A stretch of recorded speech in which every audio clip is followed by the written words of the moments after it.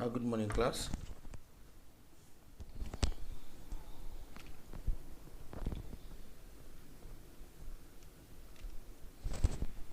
Please, can Good you hear me? morning. Good morning. You are welcome to today's class. Let's quickly start because of our time. Let me share my screen first.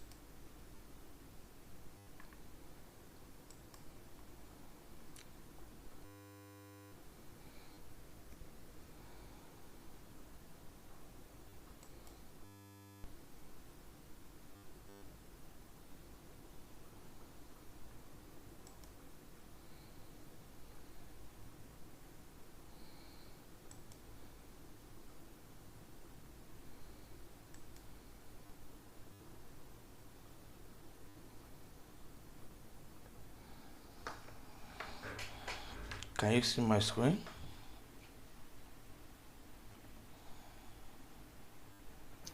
Yes. Okay.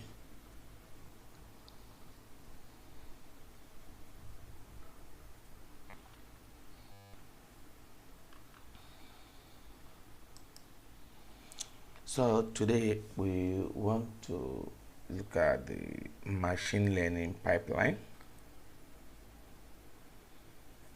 so that it can really give us some of the background we need to know in machine learning, the things we need to know, how to pre-process data, and then we can train our model and then evaluate such model.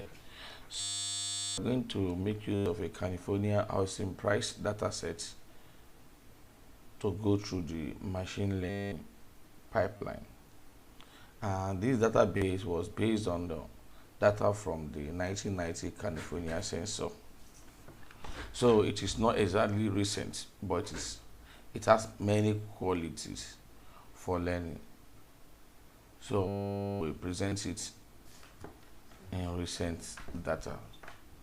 So for today, I want you to create a folder and then you put your data sets inside that folder and then your program files. So it's very, very important to do so that you'll be able to access your data set freely the way it is in your in the question being sent to you. That's the way you are going to copy the data set into that a new folder being created so that we can work with it folder. Is it clear? And I believe you have the dataset folder containing California housing price datasets. Is that so? Hello? Are we together? Hello, class. Are we together?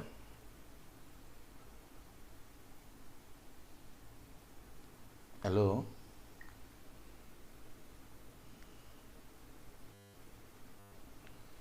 Hello?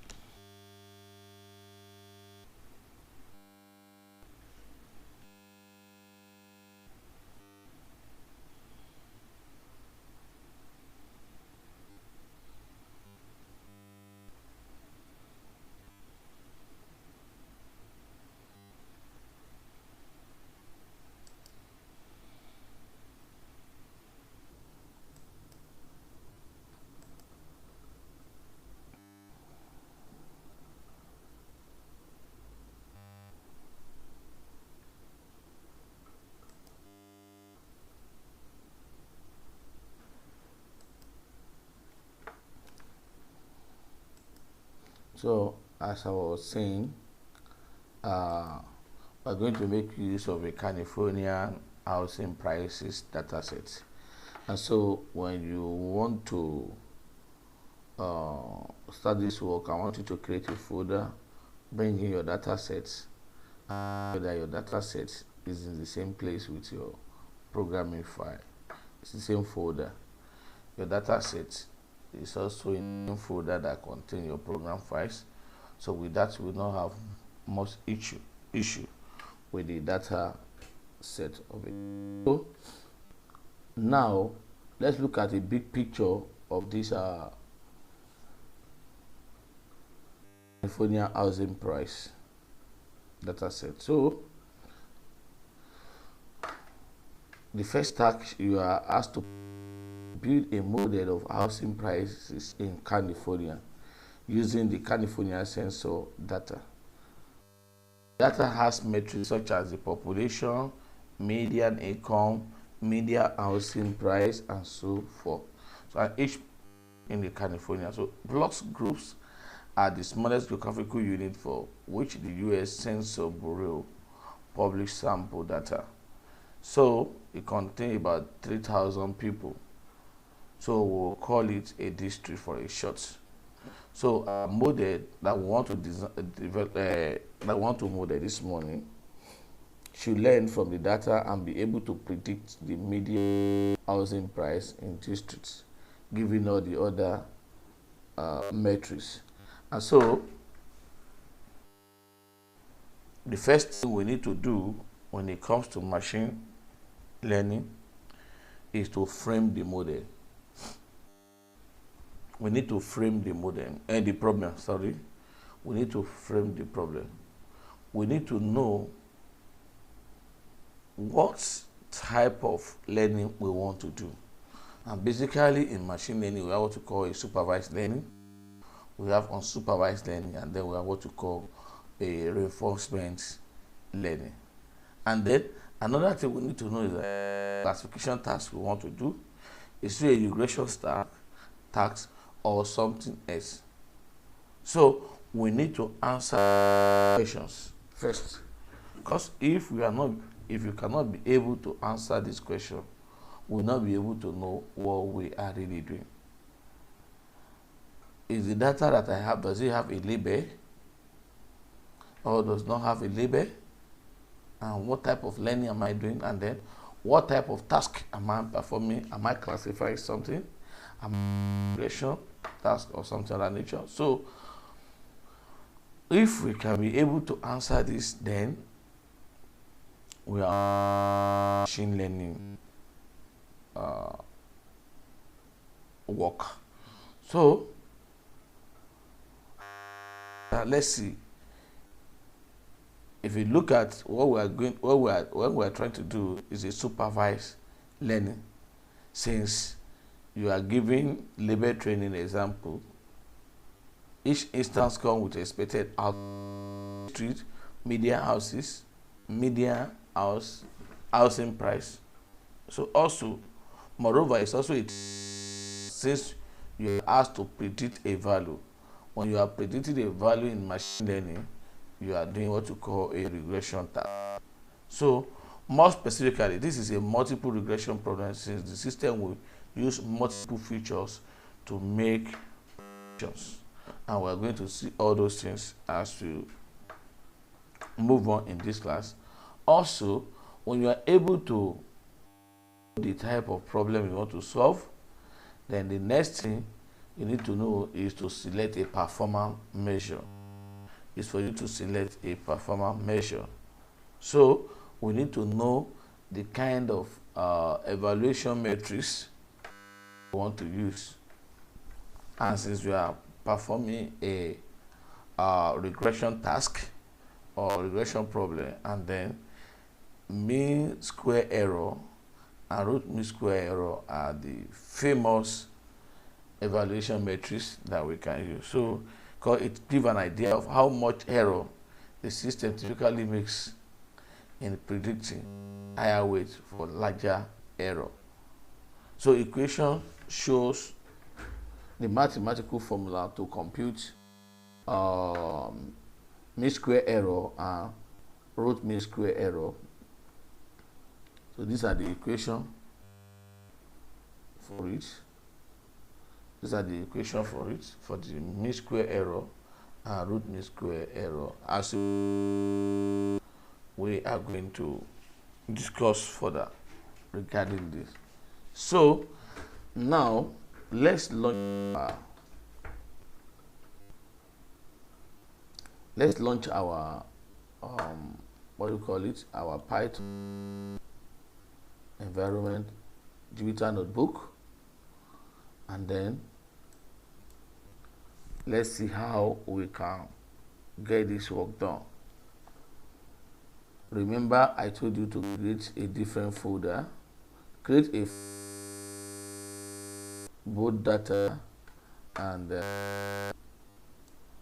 program file into it. So hello together, hello class, hello, can you hear me?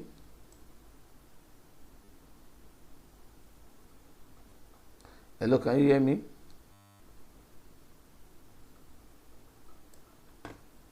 Hello class.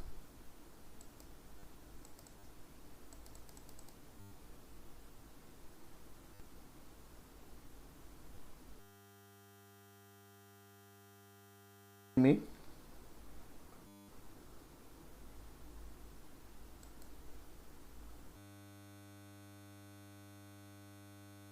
Yes, yes. Okay, so please let's start Yes. working with our data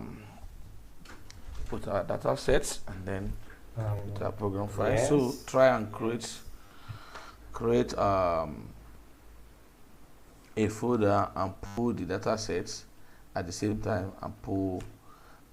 Let's get started with our work. So I'm going to do this. This is mine.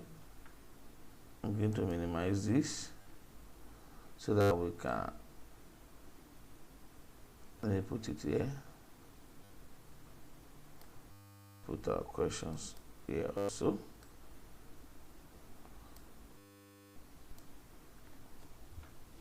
Can you see my screen?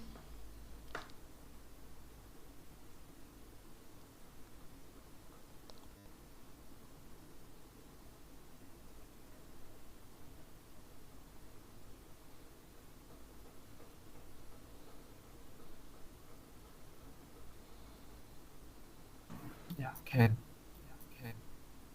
Okay, good.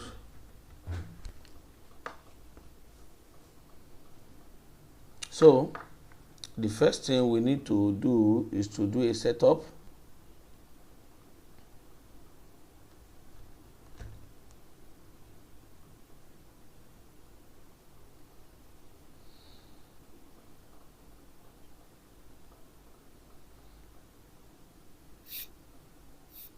So let's set up and first let's import a few modules. Let's import some few modules that we're going to use in the program. So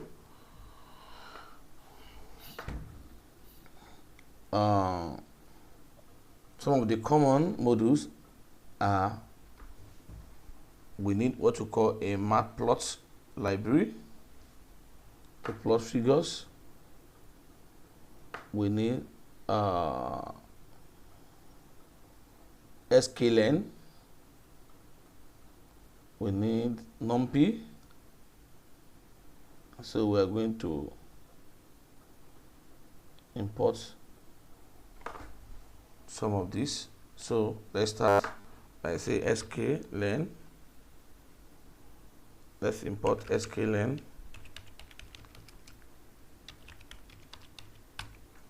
Because we are going to need that.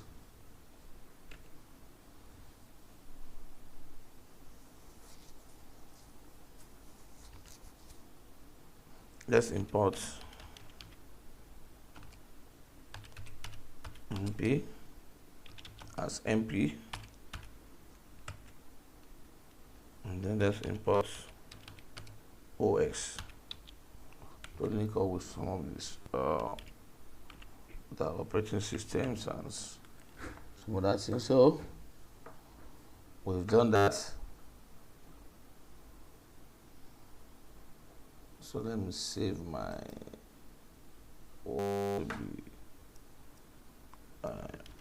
pipeline.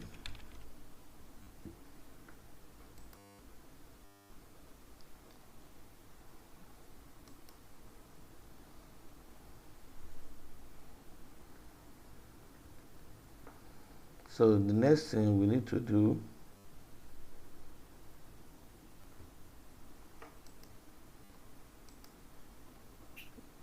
is to get the data.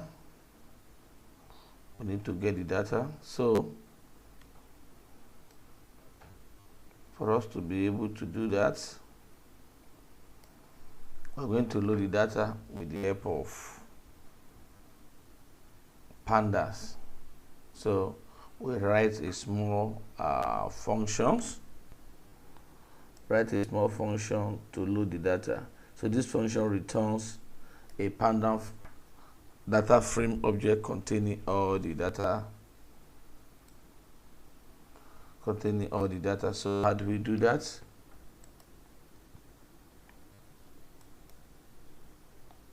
Let me load this. Is a bit slow, I don't know why.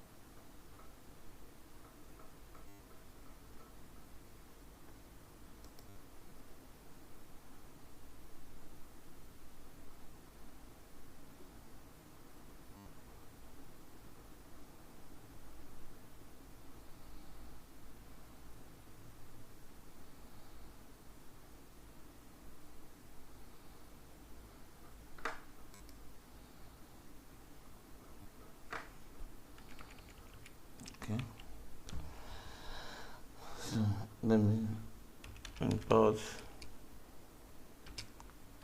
compy as mp, then import OF. Then also to make these notebooks, I'll put table across rows. We need to set up a random seed. So we say mp dot random dot seed. So we set the seed to be 22. Then also, for us to be able to plot graph and some other things, we need to import matplot library. So do like this.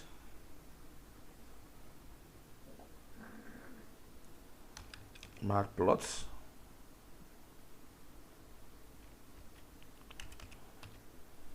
Library, lib inline. So we now import it now. Matplots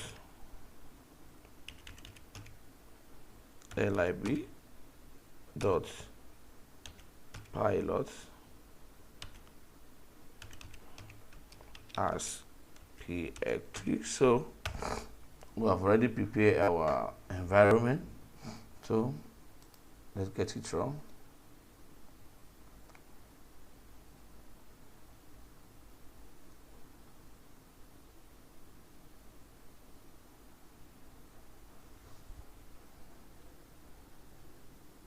So now we need to get the data. Just as I earlier said, we need to get the data. So how do we get the data? We make use of a panda data frame, a pandas to get it. So let's say import, but make sure that your data set is in the same folder with your program files. If not, you'll not be able to access the data set. So let's say import OS, then import pandas as PD. Then let's just write a simple function to do that.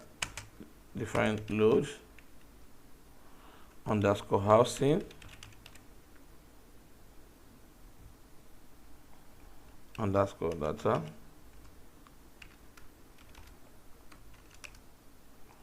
writing a simple function to do that. And since our file is a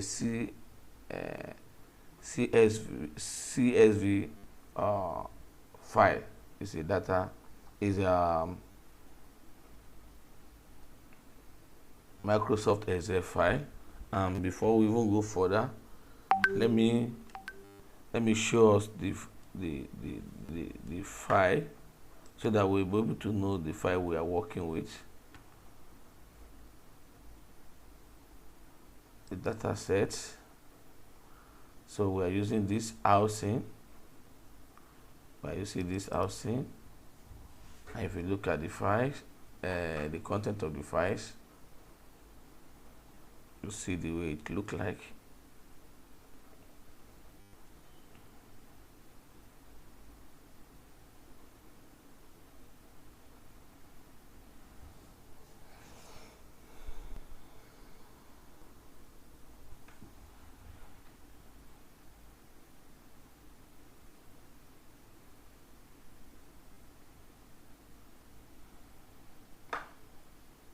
So this is the file.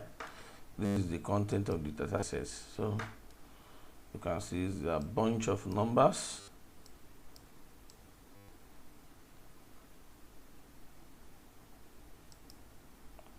So there are a bunch of numbers, and see the content of it. It has longitude, it has latitude, it has housing, median age, it has total rooms, total bed, population, the household, median income, median house, and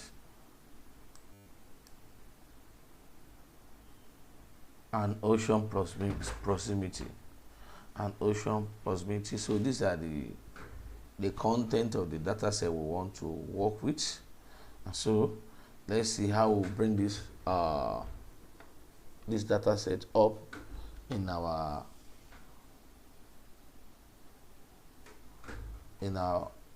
work using pandas. So let me close it, don't save. So let's go back to our work. Since we know the content of the file now, so seeing figures on our screen will not be a kind of whether we are doing something that we don't understand. So that's the content of the data set. So we want to load it now. So you now say CSV underscore path. You want to get the path where the Excel file is. Say os.path .join. Then where the database is inside, where the housing data set is inside the data set. So we quote it, data set, that's the folder. And then what is the name of the file we want to pick? We call it housing. housing.csv is an Excel file. It's an Excel file. Then we return, is a function, and we already know that a function usually return values. So you need to return the value. So we want it to read the files. CSV, where from the CSV part underscore path. So that's the little function we wrote to do that for us. So let's run it. And then now that we've done this, we need to take a look at the data structure. We need to take a look at the data structure. So let's take a look at the top 5 rows using the data frames add method. So how do we get that one done? So you just say housing is equal to load underscore housing data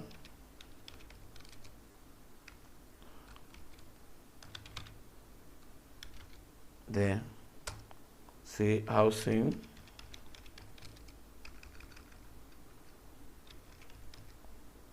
dot add. So with this, it will display our data for us. It will display our data for us. So let's see. You can see those things we saw in the Excel file. Those things we saw in the Excel file, they are all here now. Can you see it?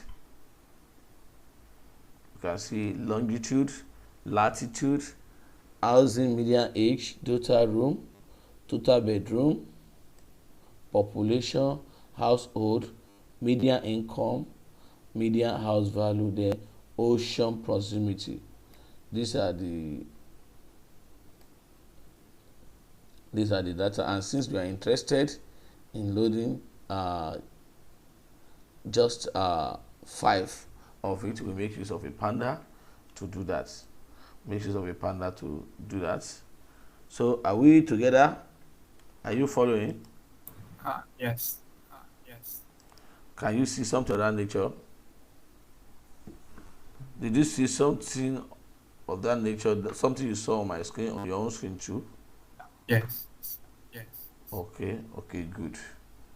What of Kwang Chi Cheng? Did you see it also? Yeah. Are you following? Yes. Oh, good. Yes. Okay, good. Because I want each and every one of us to follow proper, so that we'll be able to do justice to the work. And we need to be a bit faster so that we can be able to meet up. We have a lot to cover.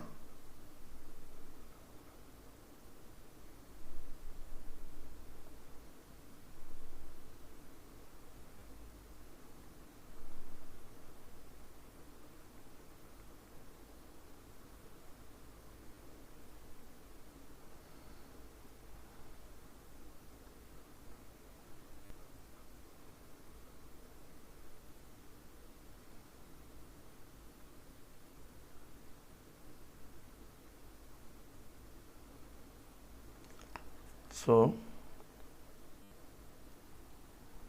let's continue now that we've seen the content.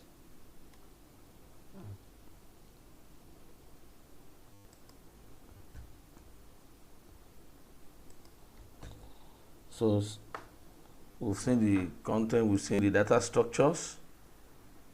So the next thing we need to do,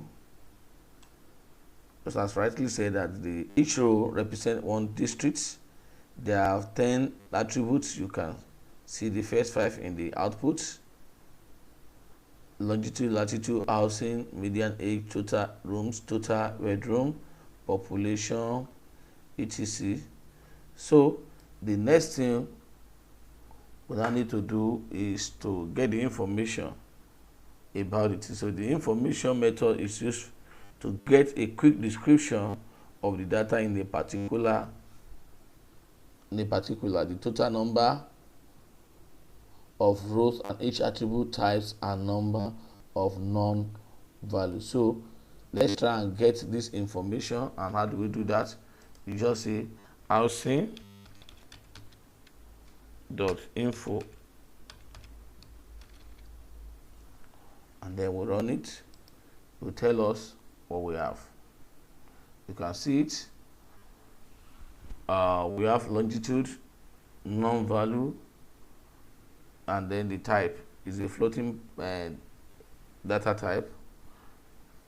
Latitude, housing, total room, total bedroom, population, household, median income, median house value, ocean proximity. We can see all of them there.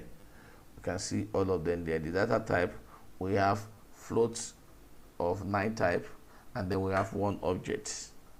We have one object. You can see ocean proximity talks about objects. Talks about objects. So that shows it's not a numerical data. It's not a numerical data. So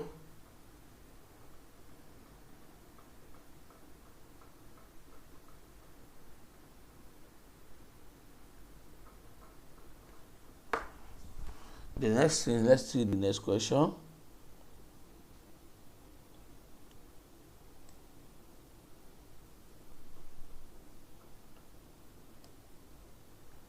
So you say all attributes are numerical except the ocean proximity. Each type is object, so it could not hold any kind of Python objects. So it could hold any kind of Python object, but since you are loaded this data from a CSV file, you know that must be a text attribute. So when you look at the top 5 rows, you probably notice that the value in the ocean proximity column were repetitive, which means that it is probably a categorical attributes. So you can find out what categorical exists and how many these two belongs to each category using the value count method. So let's use the value count method to enable us know the number of categories that exist in this ocean proximity object. So how do we do that? We just type this. Say housing, ocean proximity,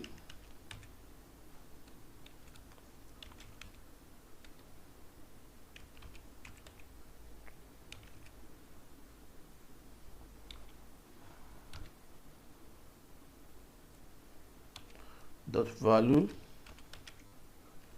underscore count. So when you do that, it will list it for us. We have island, we have near ocean, we are near bay, and then we have Iceland. So these are the categorical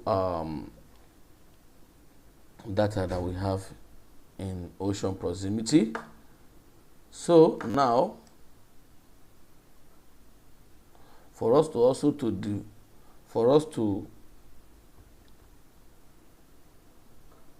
look at the other field, we need to make use of a describe method to show the summary of numerical attributes, because we are able to see the summary of a categorical data. So we also need to show the summary of the numerical attributes. So how do we do that? We make use of a describe. So let's go. We say housing dot describe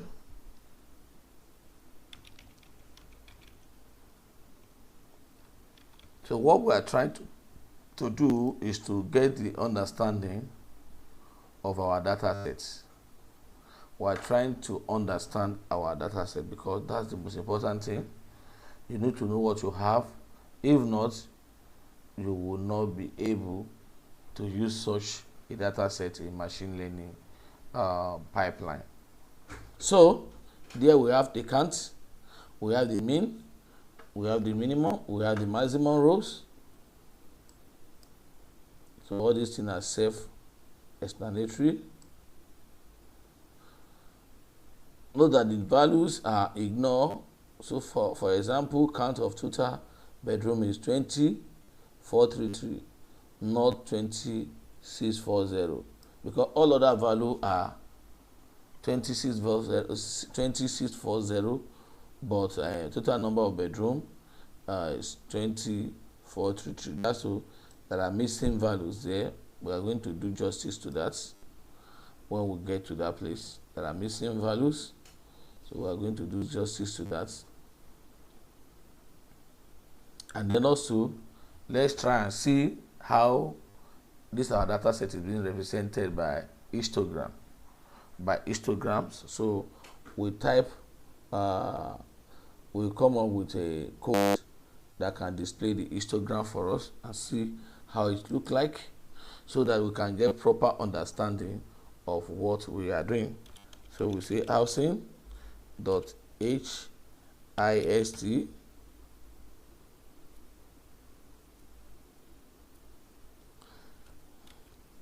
to being 50 figure is equal to 20,15, and then we display it pht.show. So this is where we now see the importance of the matplot.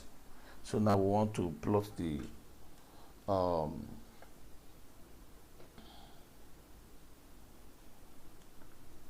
histogram of our data sets.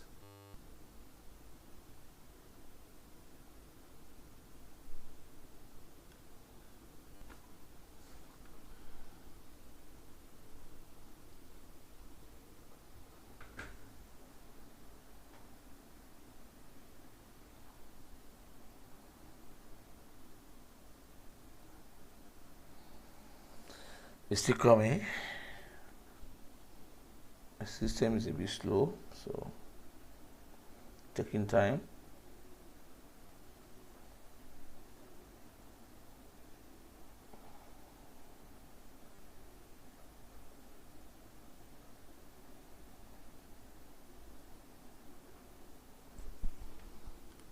So these are the histogram of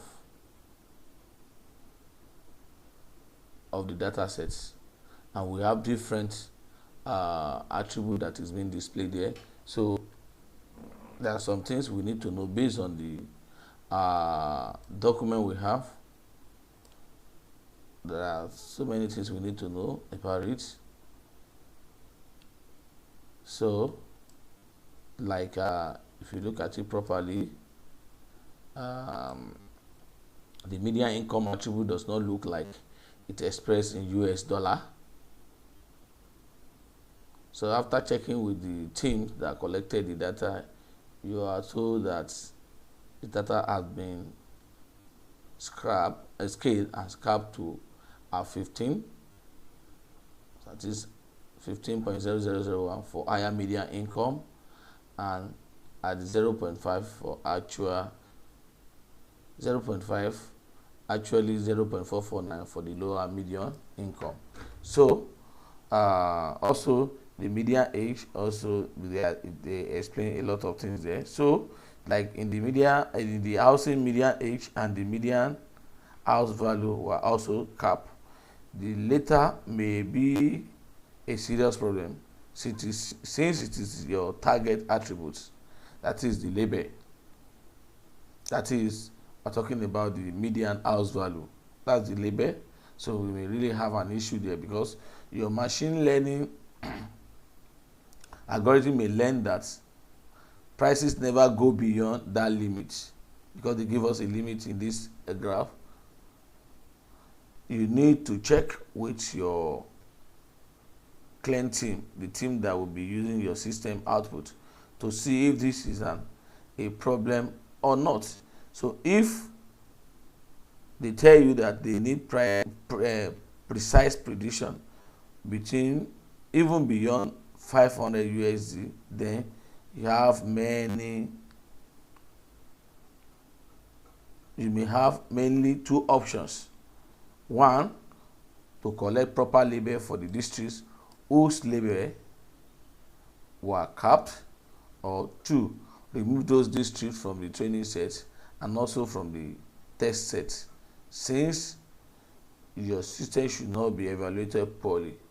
It is predict value beyond 500,000 USD. So these are some of the problems we may really face. And then also, these attributes have different scale. They have different scale, so we need to discuss when we explore features scaling. Then finally, the many in program are tail heavy, they extended much faster further to the right of the median than to the left. This may make it a bit harder for some machine learning algorithm to detect patterns. So we will try transforming these attributes later on to have more bell shapes districts, bell shape distribution. So with this, with some of the things that we have on our histogram, they are not really the best, but there is a way we are going to work on them, and to get the best out of that data, we need to do scaling, we need to do normalization and some other things, and then when we now use the data for training, we get a better output. So the first thing we need to do now is to create a test file, a test set rather, sorry, to create a test set. Creating a test set is theoretically quite simple. You just pick some instance randomly, typically 20% of the data set or less than that, and then you set them aside. So scaling provide a few functions to help us to do that. Function to split data sets, because we want to prepare our data set, the training data set, and then the test data set, which you can use for evaluation and some other things like that. So we're going to see how we can do that using scaling. We're going to see how we can do that, because it is very, very important to know that. It's very, very important to know that.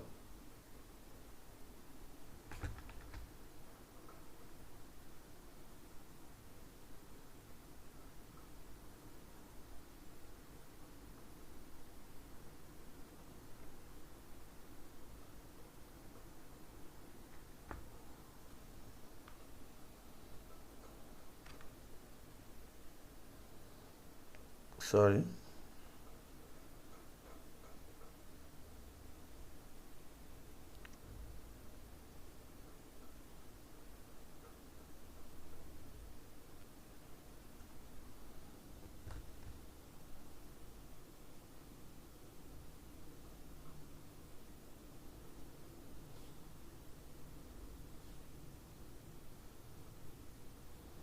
So we want to create the test set now. So we say from scaling dot model underscore selection,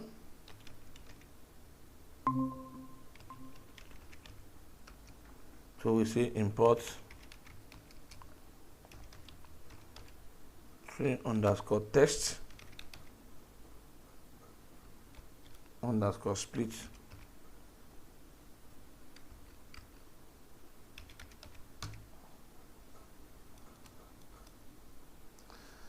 Then we say train underscore set, comma, test underscore set to be equal to train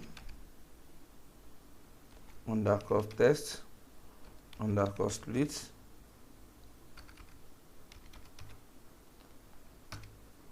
Then what is that? The housing data set. In what proportion? The test file is 0.2, that is 20% of the entire data set. So you see test underscore size equal to 0.2. So we'll run it.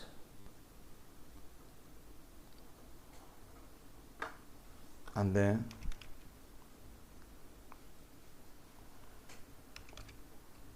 let's check.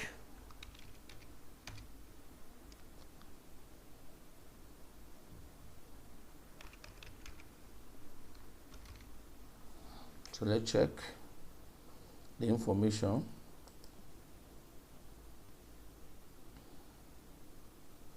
Can see this is for the training data set that has become the 80% of the entire data set. 80% of the entire data set, because before it's about 20 plus, now it's now 16 plus. So we have been able to divide the data into the training sets and the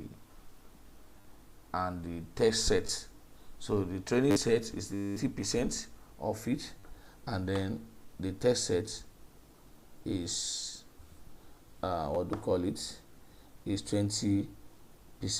So far we have considered purely random sampling method.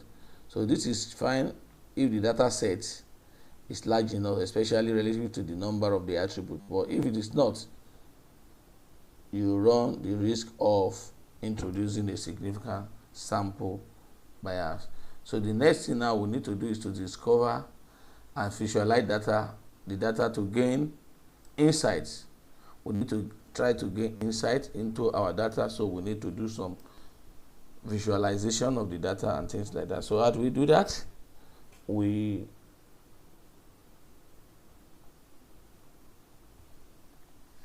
do something. So also let's check for the test file.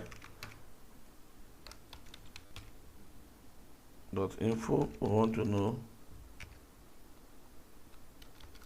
what we have just done. Now you can see the test set is the 20% of the entire data set. So we are done with that. We know that we have some of these things intact. Then if you also need to know the content of the of your test data set, you can simply say test underscore set dot head. Then you run it. It gives you insight to what you have there. So you can see it. It's what we have there.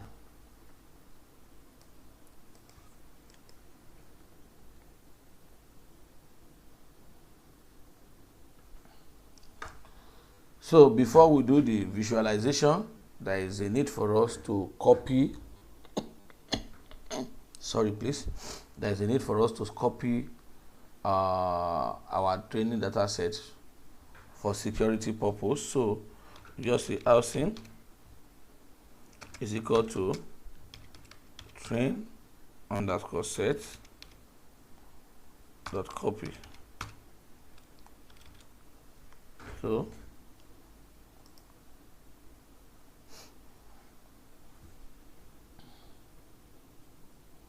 let us begin to now visualize. So let's visualize our geographical data. So let's try to visualize it. How do we do that? We just say housing dot plot kind. We want to feature it with a scatter graph.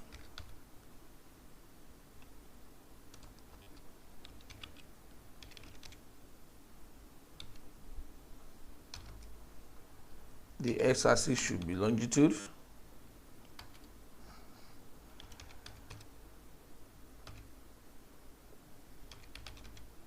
While the y-axis should be latitude.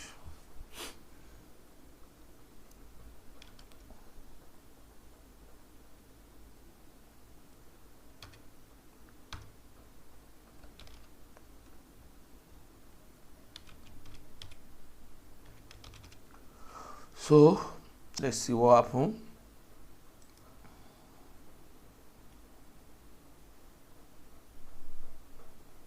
So you can see it. We plot latitude against longitude. We plot latitude against longitude. So that's what we have. We're trying to visualize.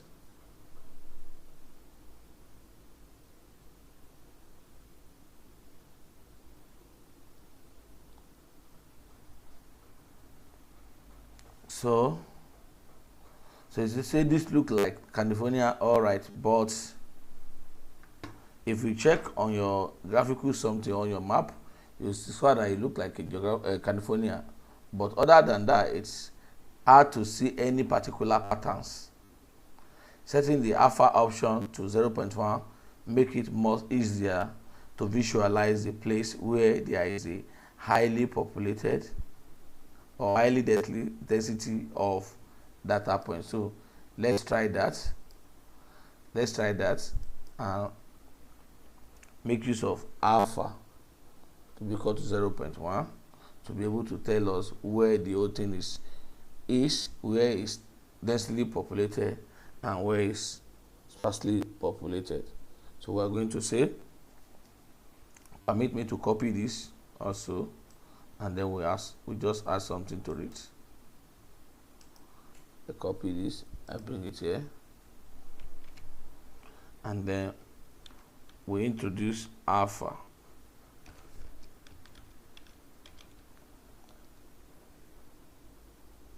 To be equal to 0.1. So with this, when you run this,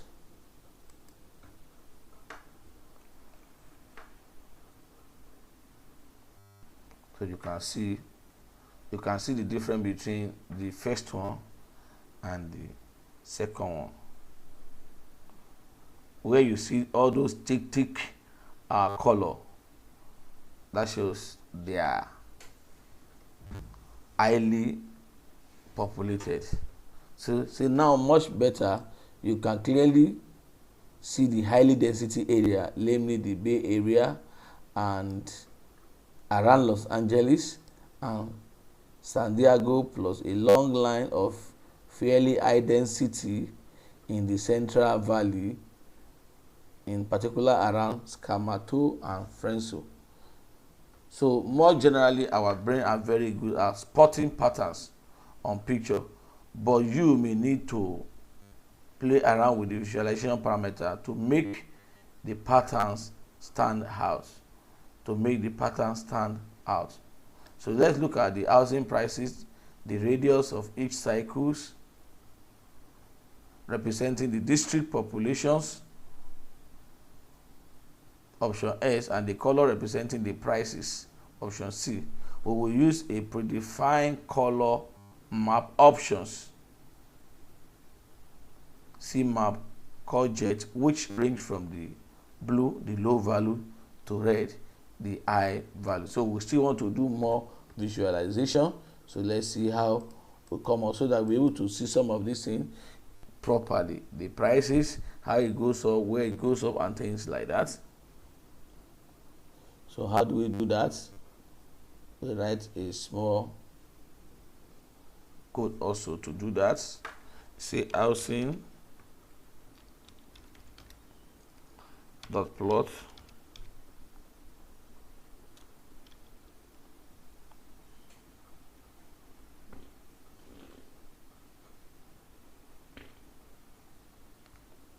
let me still copy this. I still have the copy with me, and then I introduce some other things to it. Housing plots, the kind is a scatter. X is for longitude, Y is for latitude. Then this time around we say alpha to be 4.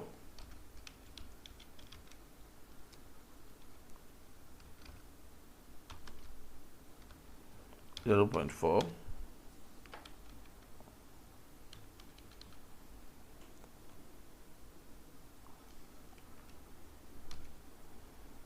Then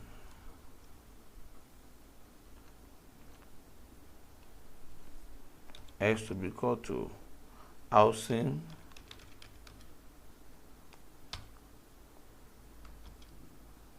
population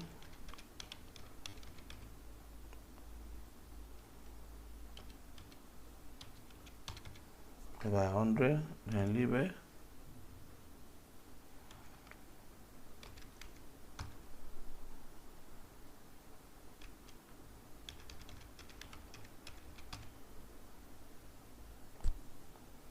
populations figure size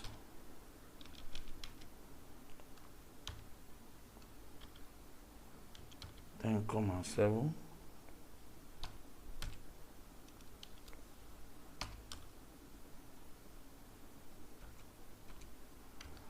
C to be equal to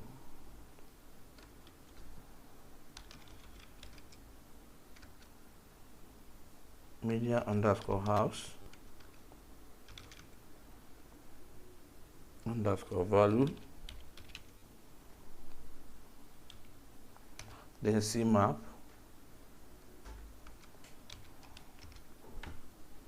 to be equal to the at dots get underscore C map,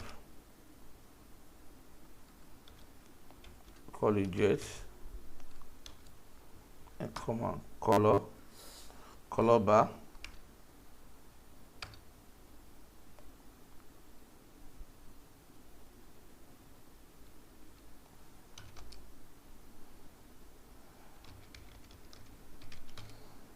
to be equal to true.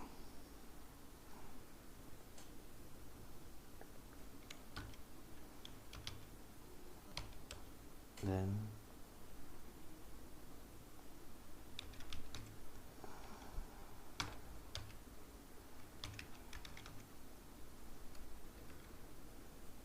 let's plot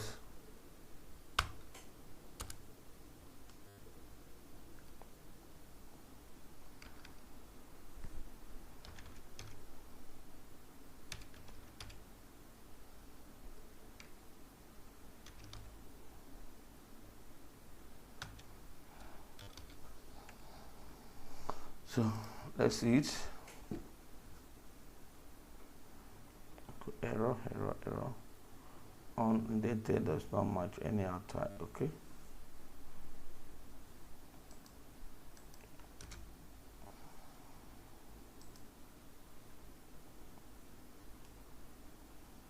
so your indentation is very important. Your indentation is very important.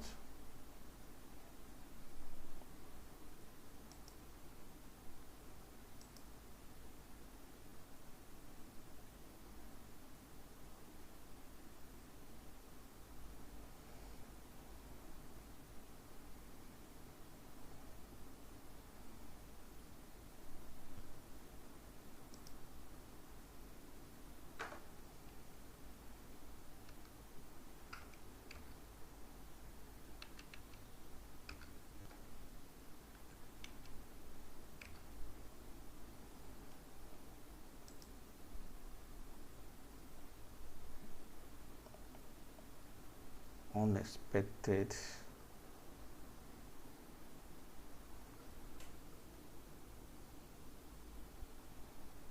indentation. Let me check.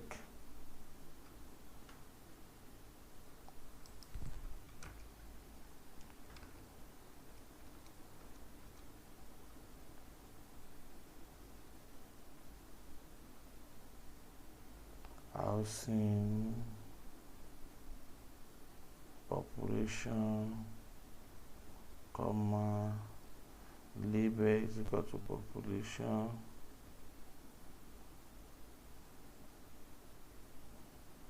ten comma 7. Yes.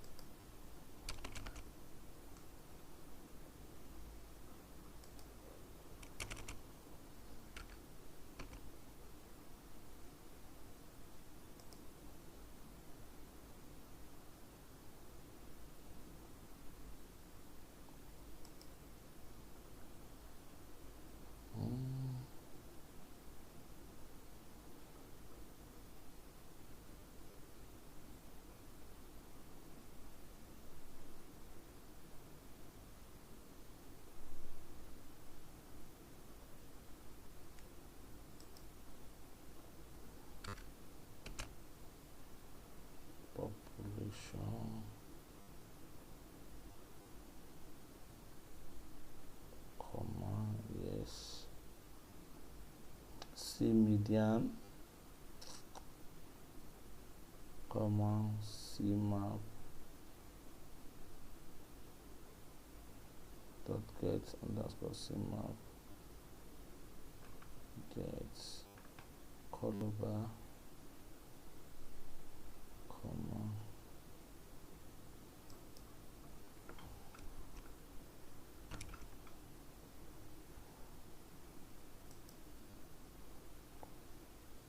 unexpected indents where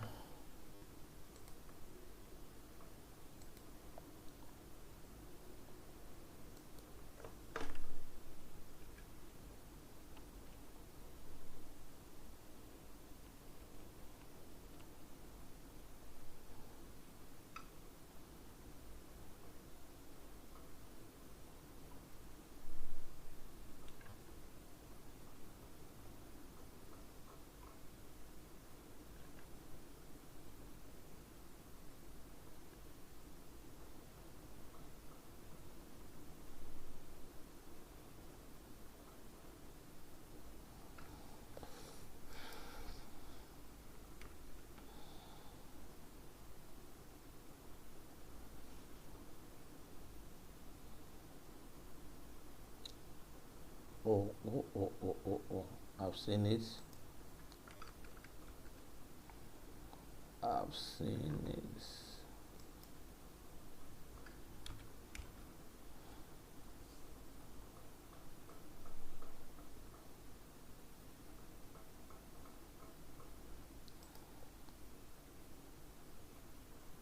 So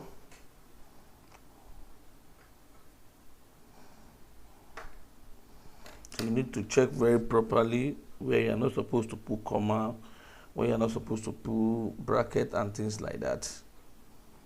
They're very, very important. Are we together? Hello, class. Yes. Yeah. Okay, good. So do you have something of this nature? Hello, do you have something of this nature on your screen? Please kindly follow. If you're not following, let me know. Okay. If you're not getting it, let me know.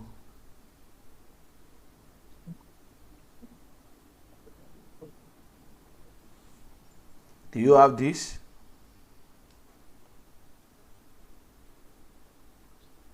Hello?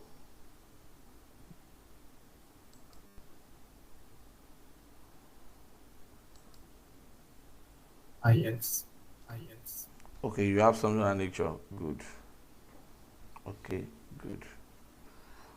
What of Ong? Is it Ong that say you have it? What of Yeah. Quanchi? Quanchi, do you have that chart on your Yeah. screen? Yeah. Okay, what of Vink Nazi? Did you get it also? Yes. Okay, good. So let's continue. Now that we have this,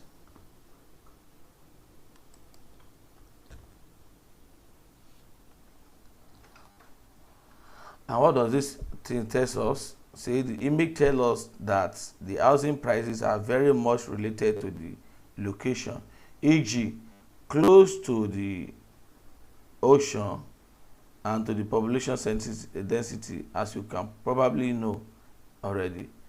It will be probably be useful to use a clustering algorithm to detect the main cluster and add a few features that measure the proximity to the cluster center. So the proximity attribute may be useful as well, as although in Northern California the housing prices in coastal district are not too high. So it is not a simple rule. So you can see the housing, the environment determine how costly it is. Then let's do something again.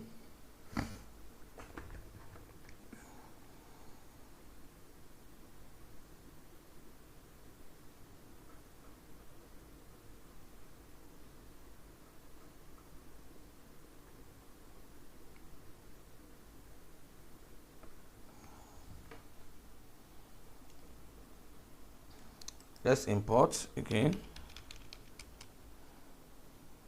Matplots.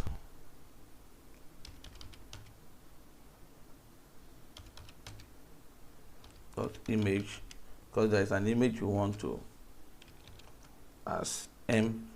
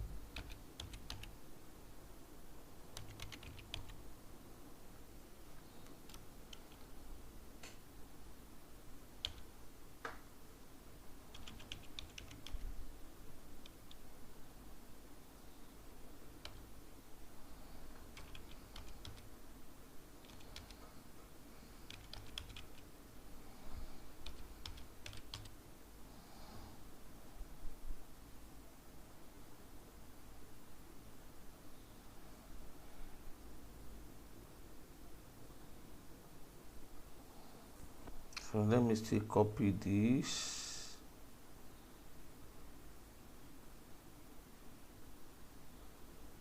Because I still need it.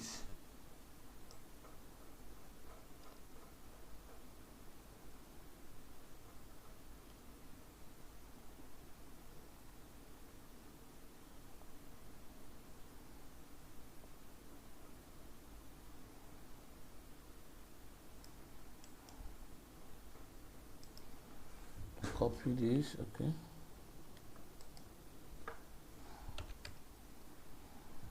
So I say AS to be equal to this.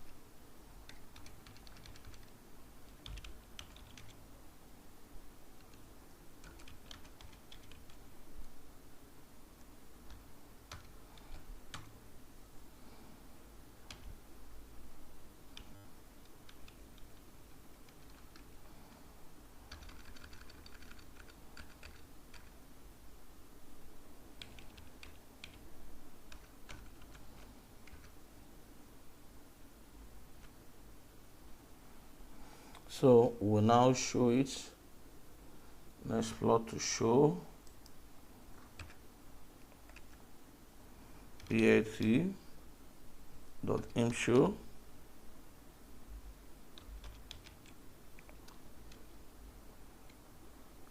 California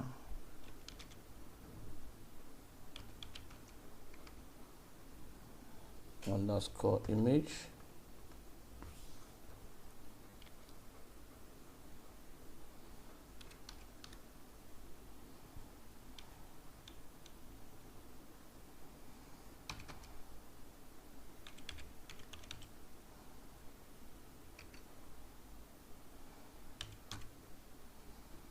To be equal to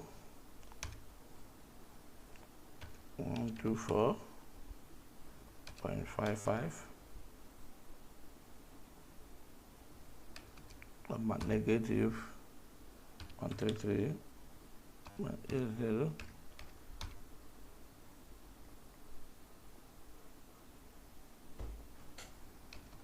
32.45 42.05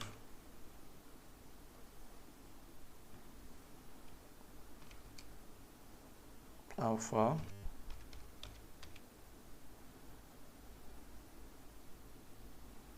is equal to 0.5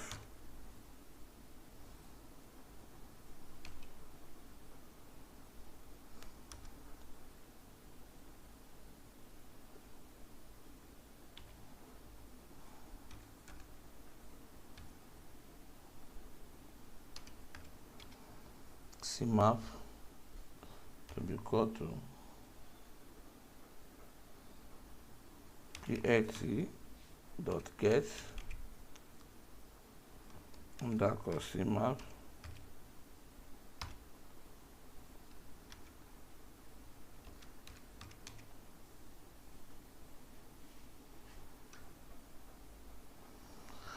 then we'll plot the longitude and the latitude for the y and x axis.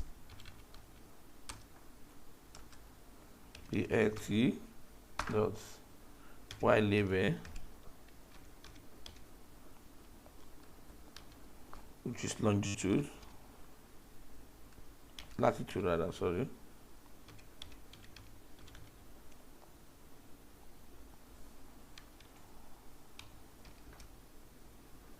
the font size,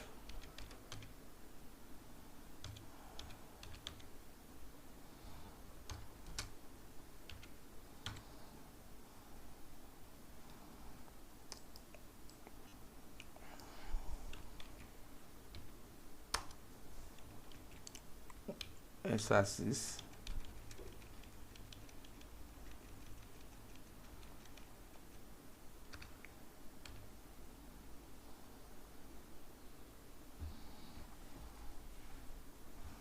to see longitude,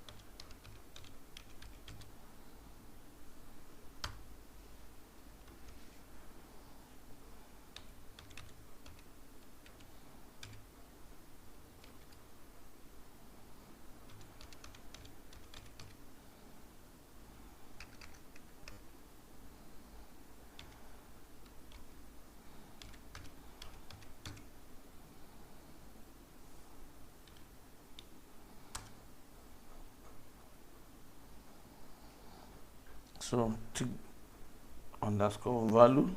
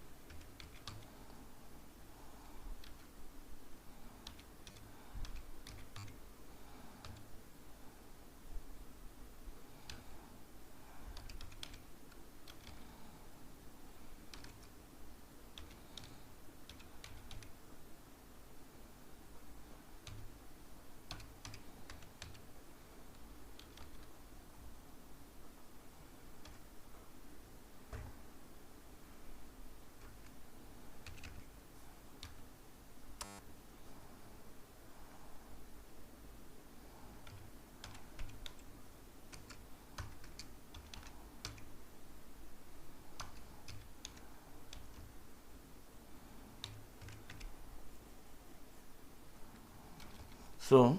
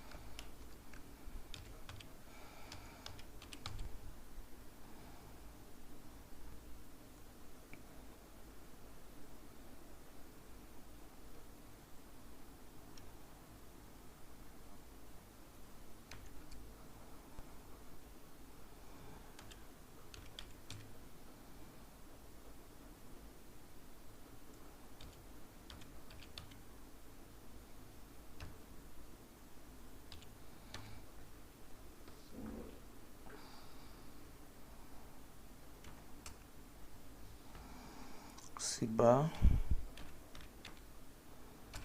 offset,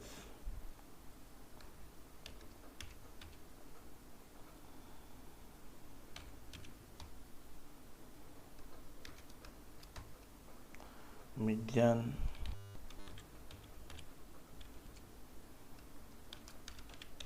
house value,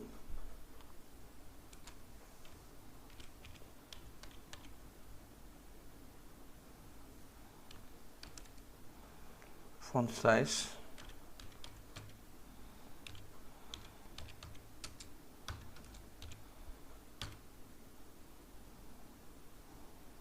so let's plot LPT legend.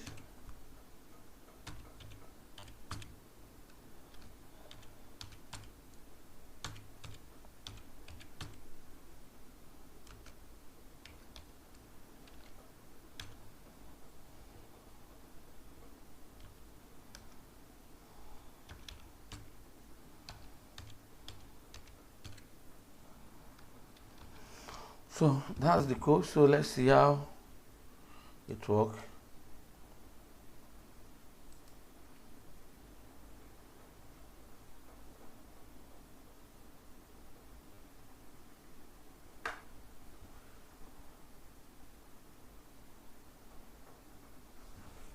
Attributes 916. Matplotlib module has no attribute color 918. Color bar C bar. Yeah, typographical error.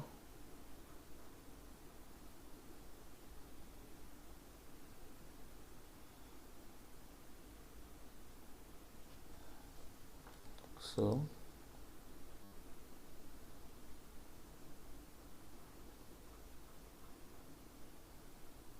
car not defined.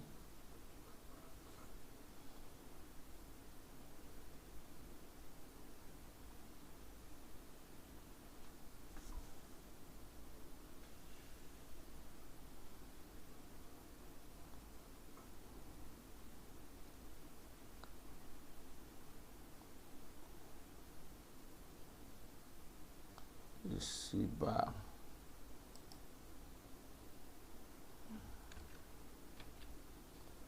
Typo.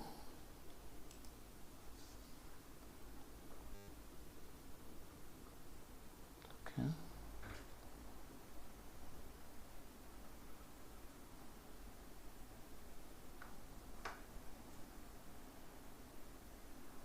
So we can see now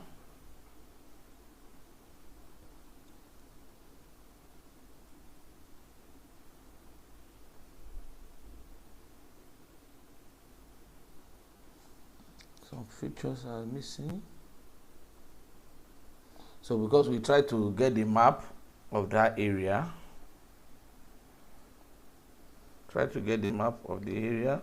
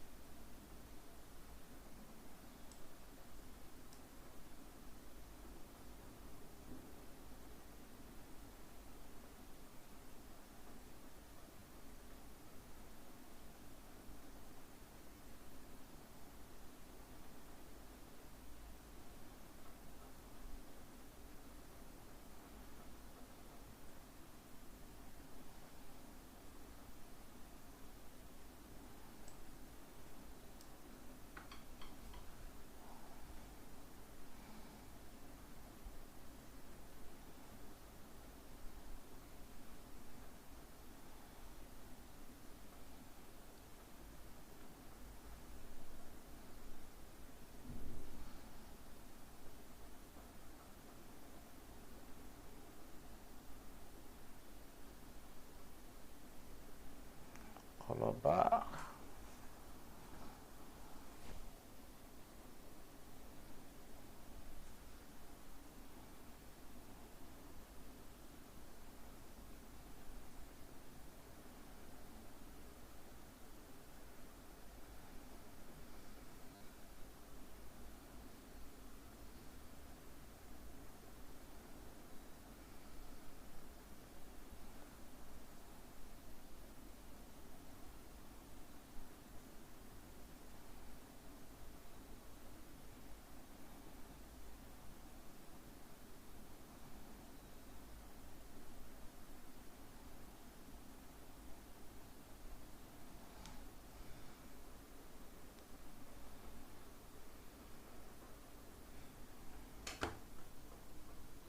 So do you have something like this? Hello? Yes. Yes. Okay, okay. Then let's continue at 9:40. Let's take attendance first. Yeah. We'll rush back.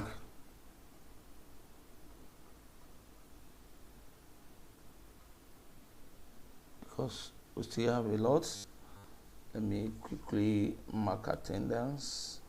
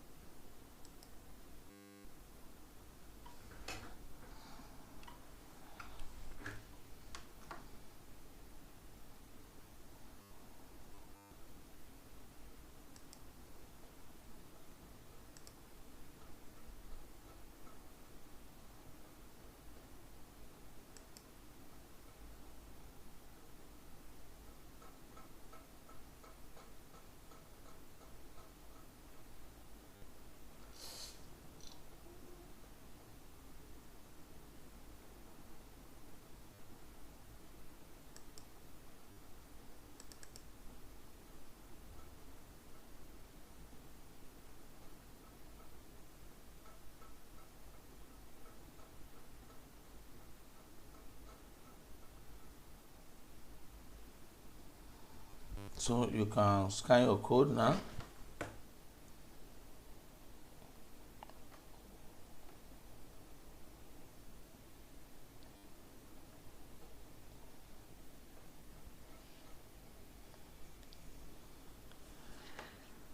Have you done that?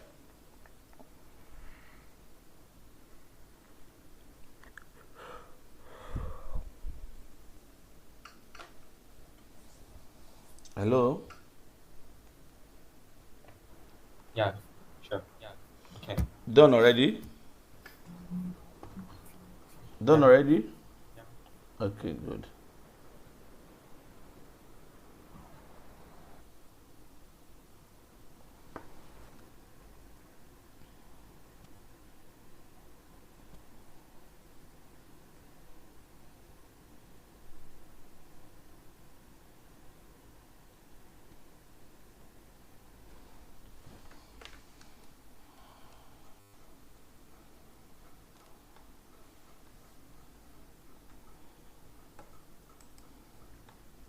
So let's quickly experiment with attribute combinations.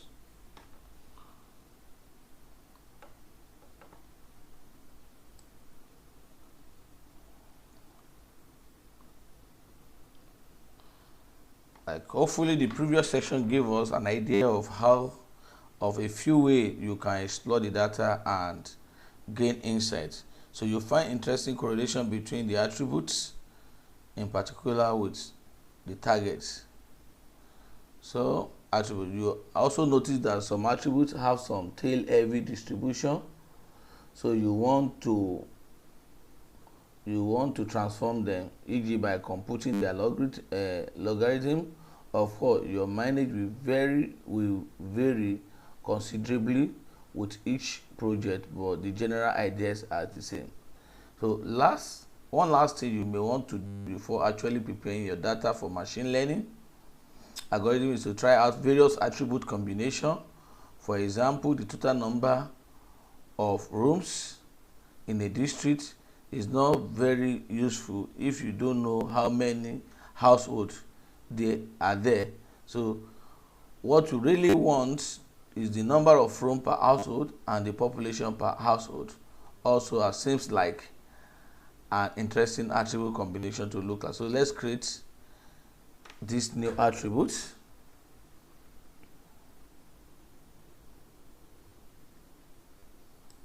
Okay, let's see how we can do that.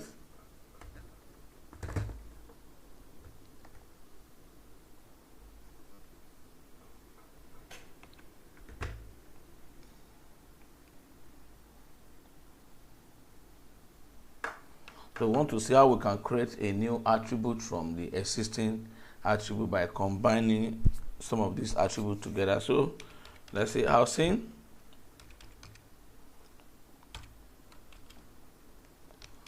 rooms underscore per household.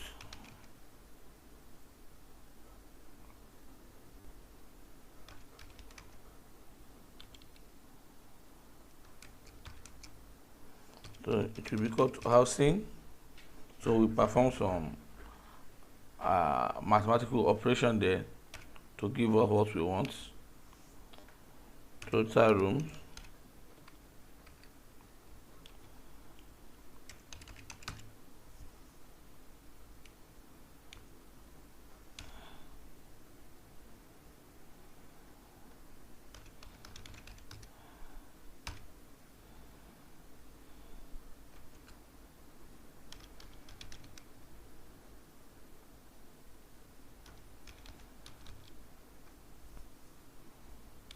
so let me just copy it.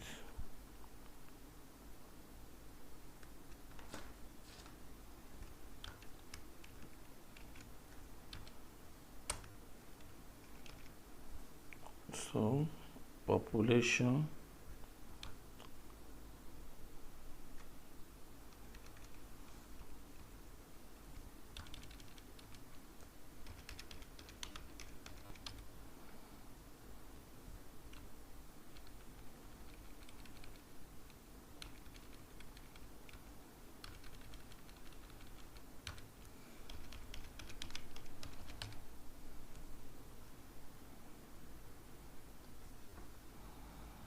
So we've been able to create additional two attributes.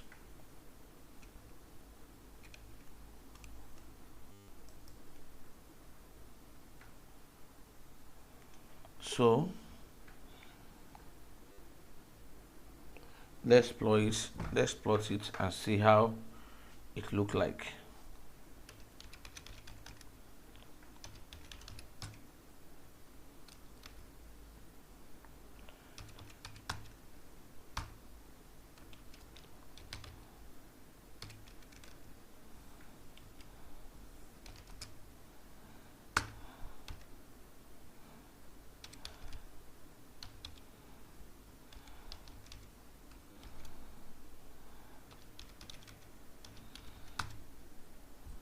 As old.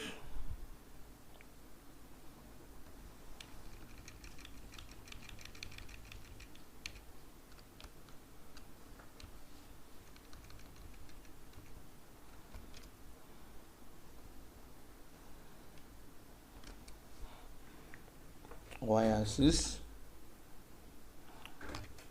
to be equal to median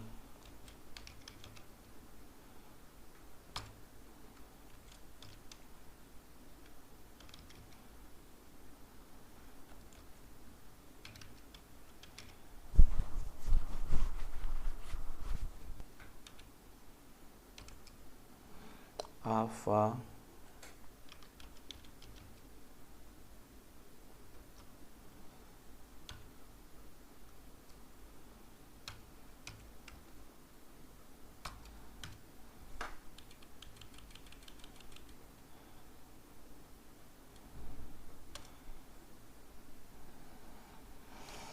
then let's plot 0.2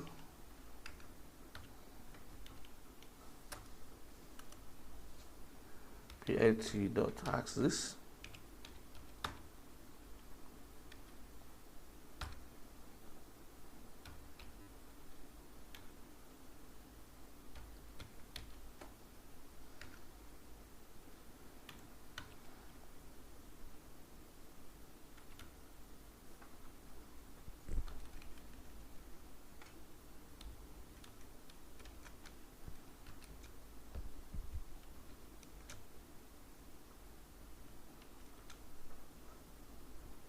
then plot dot show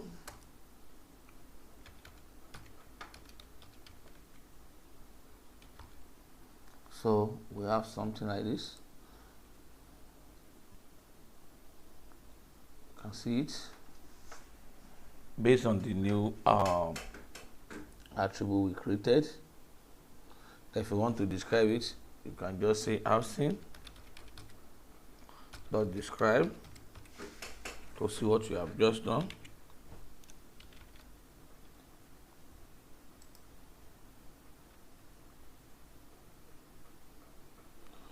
So let's now prepare our data for machine learning. It is time to prepare the data for machine learning. Instead of just doing this manually, you should write a function to do so for several good reasons. One, this will allow you to reproduce this transformation easily on any data set, e.g. the next time you get a fresh data set.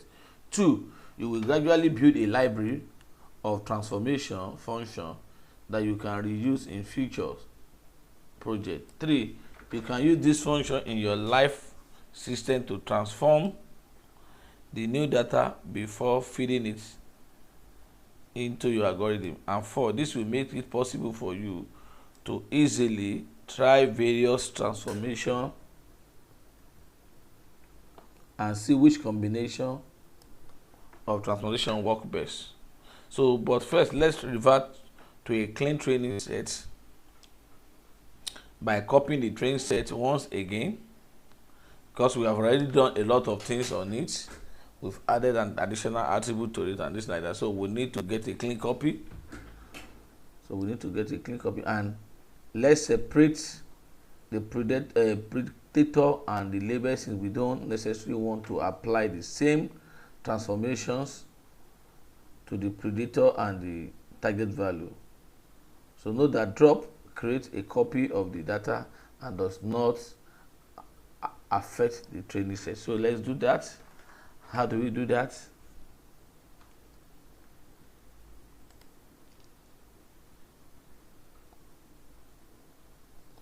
Let's say housing to be equal to train underscore set dot drop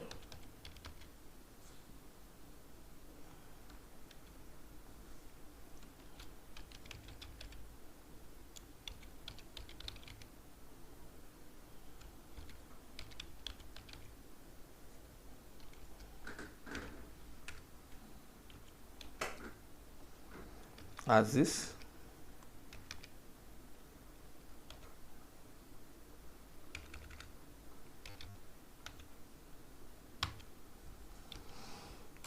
Then so we've already dropped the training set. We'll drop the label rather for training sets. Then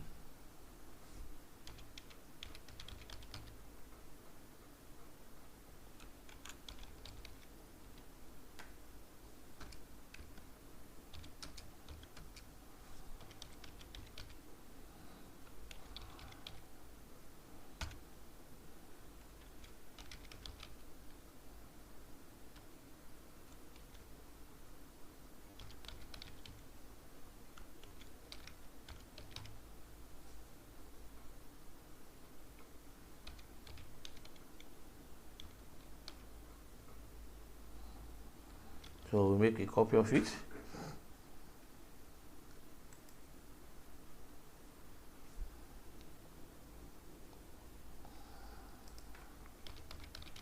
So let's check.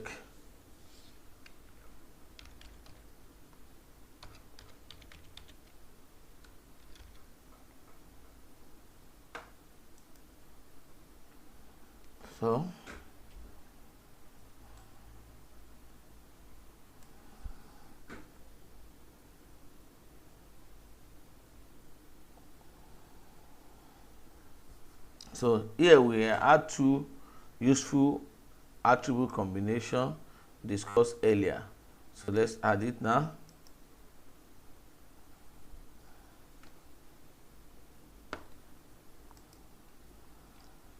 Okay, housing. No, we've already done that already.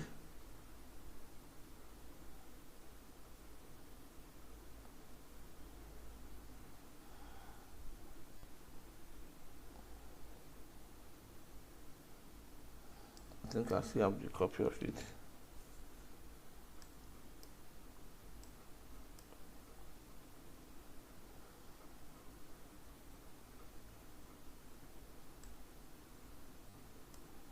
Okay. Population.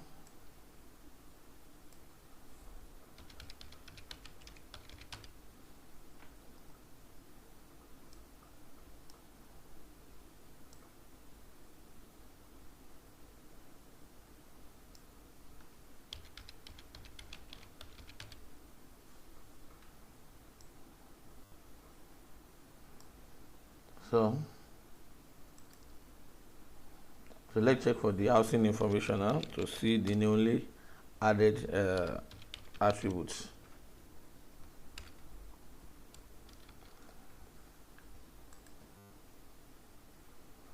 So we've already added rooms per household, then population per household, which is not there before. If you look at our object before, it stopped at the ocean proximity. It stopped at the ocean proximity, but now we have added combination of two attributes. We call it rooms per household and then population per household. So we are the one that created that based on the combination of other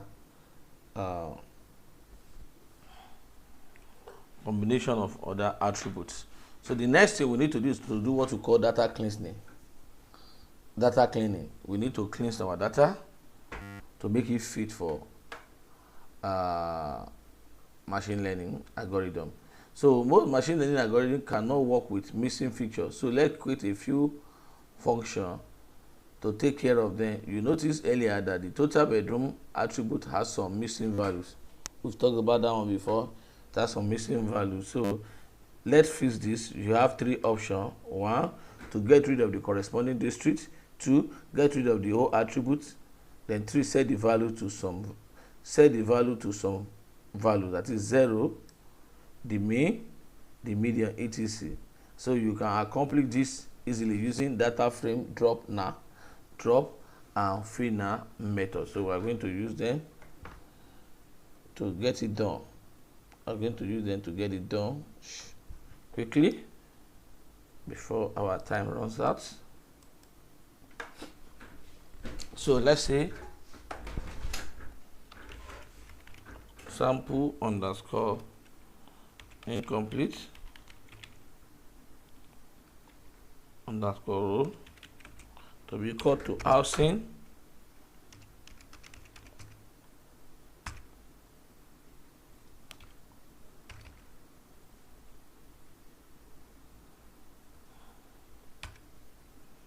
then housing dot is null dot any null dot any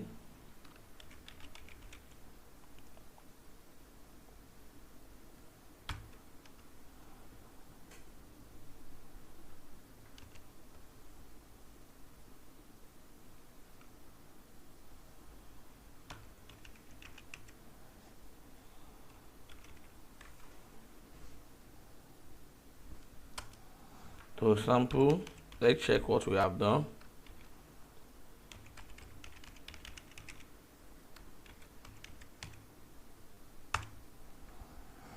So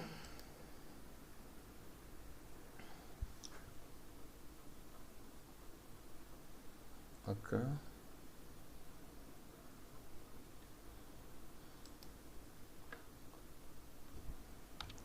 typographical error. So you can see it now.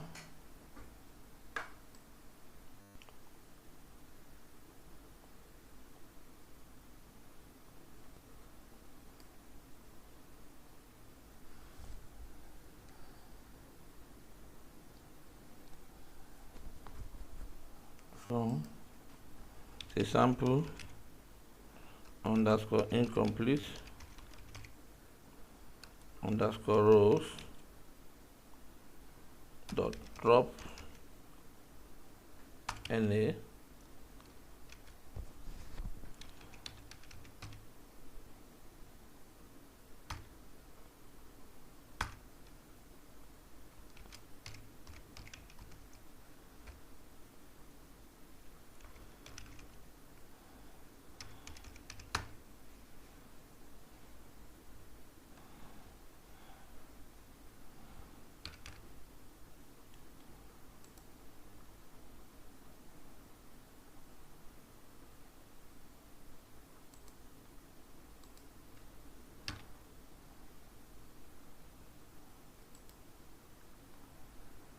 Hello, do you have class now? Hello? Hello, class? We have a class on 12. Very, no. No, you don't have it now, right? Pardon? Do you have class now? No. No, so we can continue, right? Hello, can we continue so that we can meet up? Hello?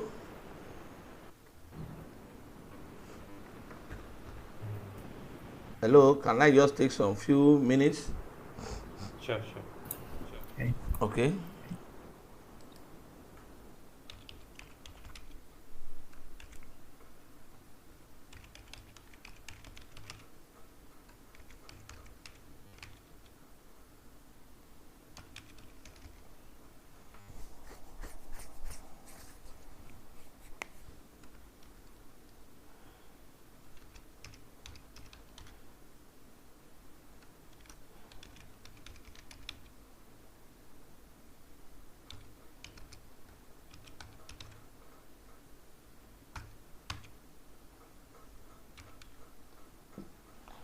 So we are trying to check through all the three type of the way to clean it. So we've tried the first one, we've tried the second one, and this is the third one.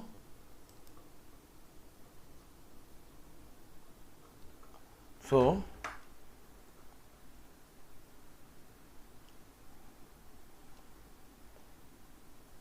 if you choose option 3, you should compute the median value on the training set and use it to fill the missing value in the training set.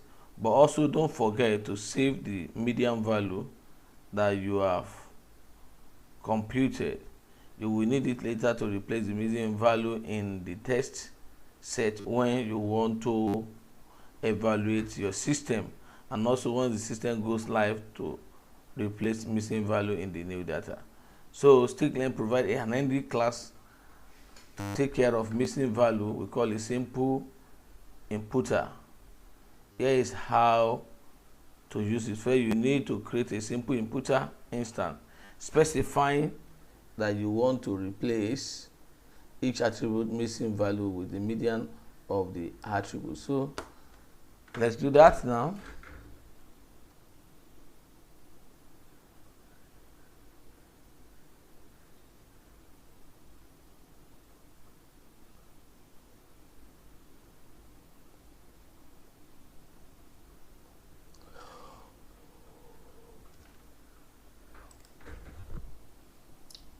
Say from sklearn dot input should import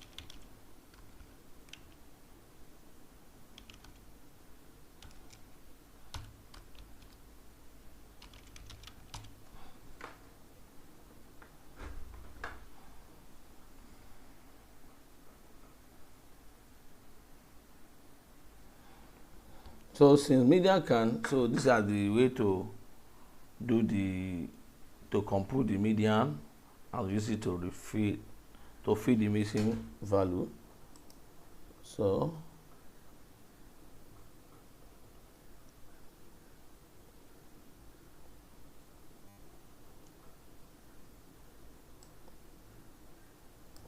since the median can only be computed on a numerical attribute, we need to create a copy of data without the test attribute ocean proximity. So remove the test attribute because median can only be calculated on numerical attribute. So we need to remove ocean proximity because of the necessity, in this data, because we cannot compute median on the categorical data, so we have to move it away, so we have to drop it. So how do we do that? We simply type housing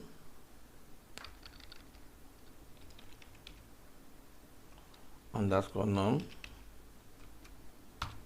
equal to housing dot drop. So we are dropping ocean proximity.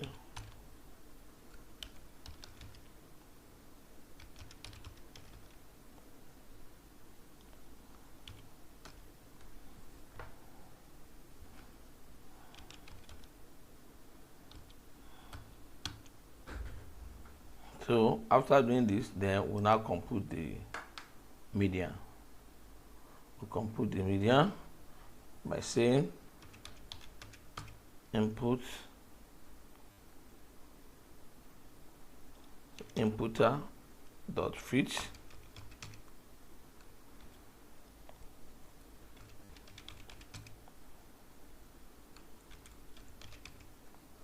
so with this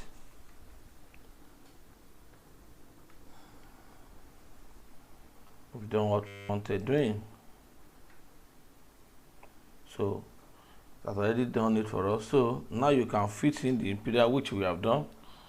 So the inputter has simply computed the median of each of the attributes as stored in the result and stored the result in a statistics instant variable. Only the total bedroom attribute had missing value, but we cannot be sure there won't be any missing value in new data after the system goes live. So it is safer to apply inputter to all the numerical data. So let's see how we can apply it.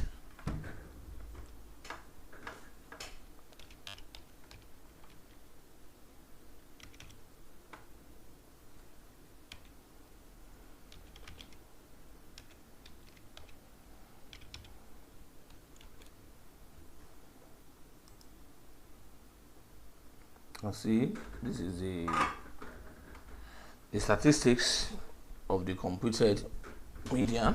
So you can use this train inputter to transform the training set by replacing the missing value by the learned median. Transform the training set now. So we need to transform the training set based on our trained inputter. So we say S to be equal to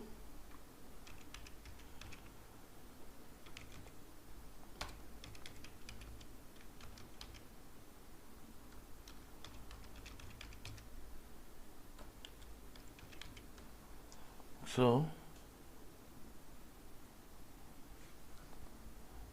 the result is a plain NumPy array containing the transform feature. If you want to put it back into a Panda data frame, it is simple. So let's try it now to see what we have done, the analysis, the missing value that we have been able to fill it up with median value. So to do that, we just say housing CR, which is transform, should be equal to PD data frame where the data is in S, comma, colon,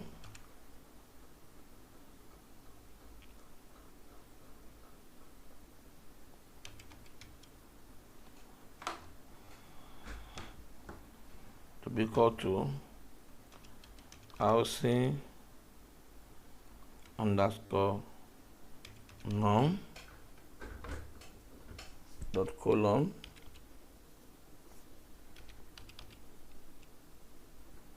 comma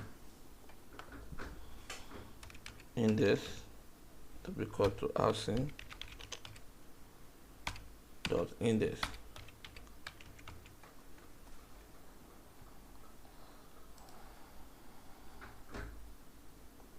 So for us to see it,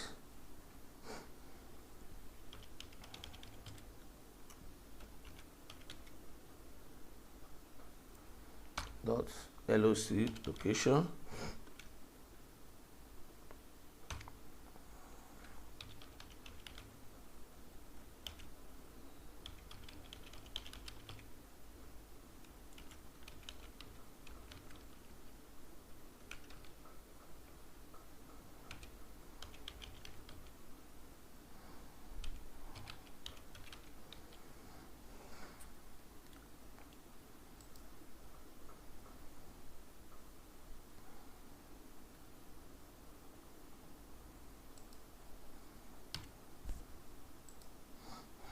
so we can see it now.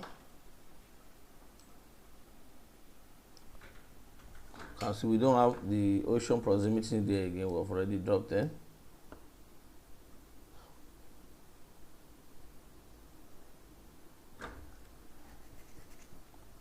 So we need to handle the test and categorical attribute also. So Earlier we left out the categorical attribute ocean proximity because it is a test attribute, so we cannot compute its media. So now let's pre-process the categorical input feature ocean proximity. So how do we do that? So we set up a kind of what we call one not vector to do that. So but let's check first.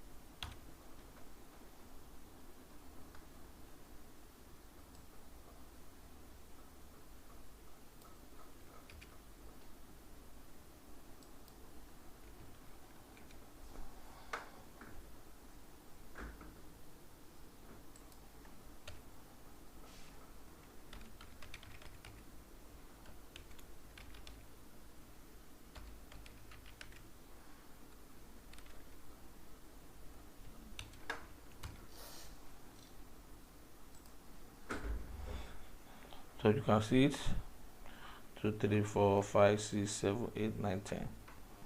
So these are the ocean proximity.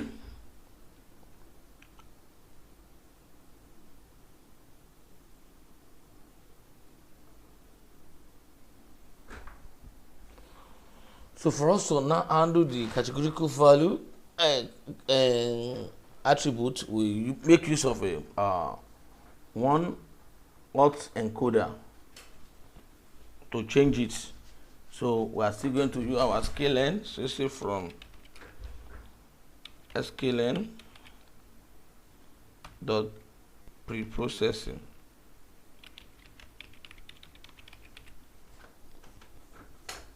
So we import one auth encoder.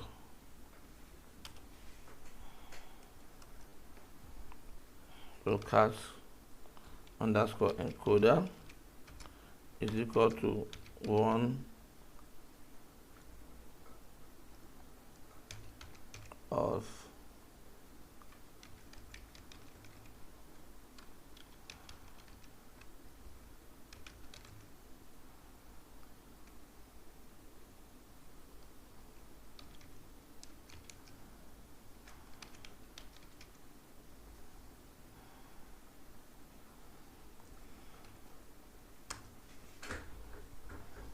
so we say housing underscore cat underscore one auth be equal to cat underscore encoder dot fit underscore transform.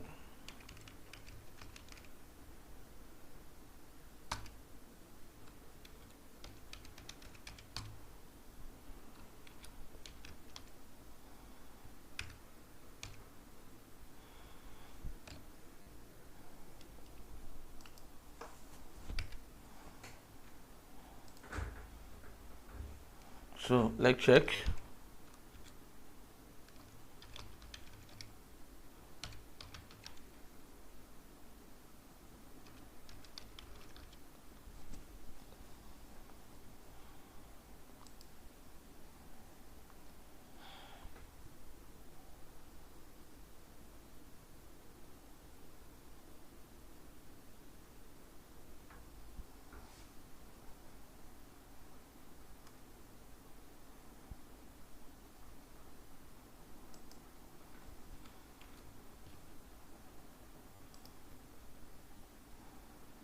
So you can see the one equator, ocean, island, inland, island, nearby, near bay, near ocean, and the data type is object.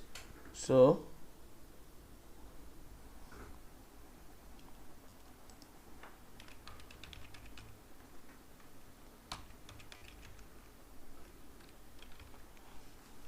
So we'll run this to list it out for us.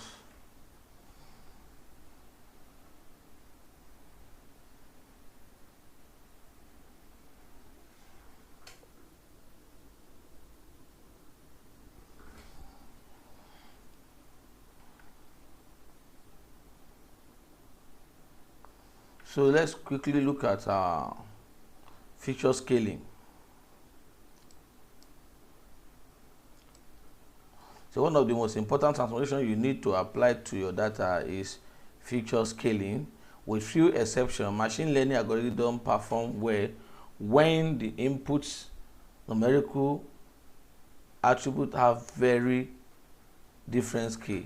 This is the case of the housing data. The total number of rooms range from about 6 to 39,320, while the median income only range from 0 to 15. Note that scaling the target value is generally not required. There are two common ways to get all the attributes to have the same scale. We have what we call minimal scaling, and then we have what we call standardization scaling. So the minimal scaling, many people call it normalization. Many people call it normalization, but standardization is quite different. The first is to subtract the mean value.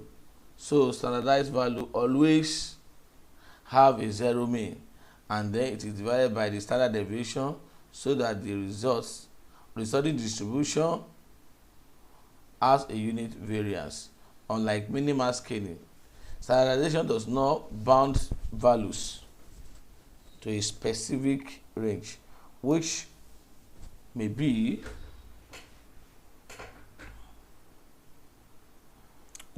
a problem for some algorithm, e.g. neural network often expect an input value ranging from 0 to 1. However, standardization is much less affected by outlier. For example, suppose a district had a median income equal to 100.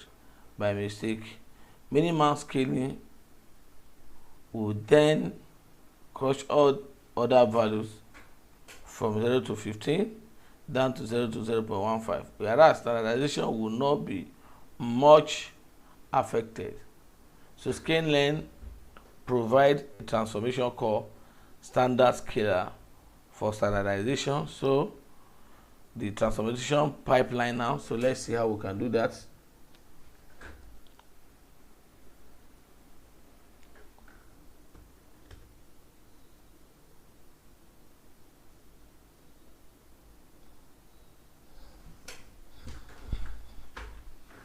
So we say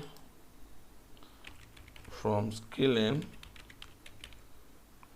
dot pipeline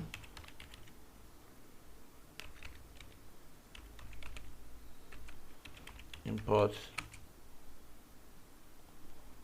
pipeline.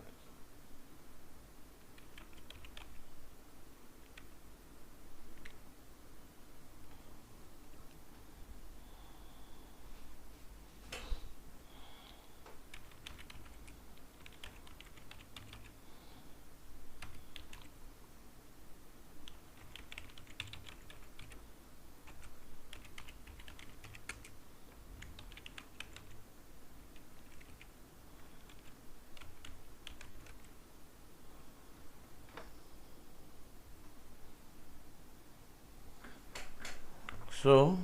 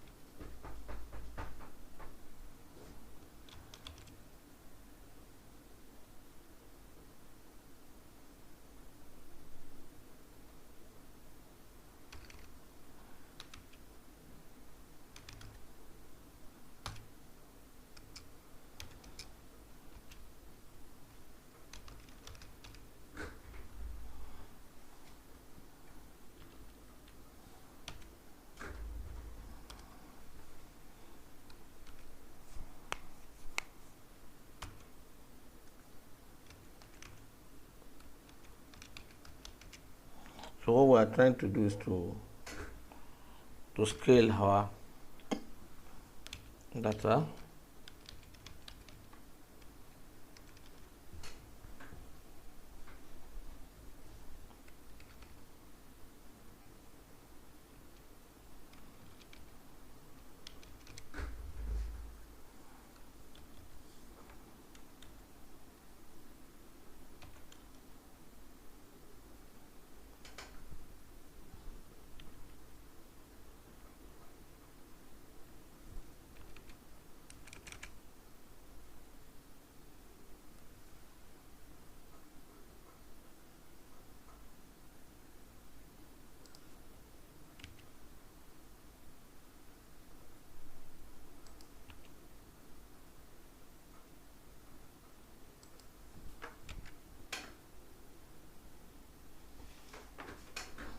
So we'll transform our data now.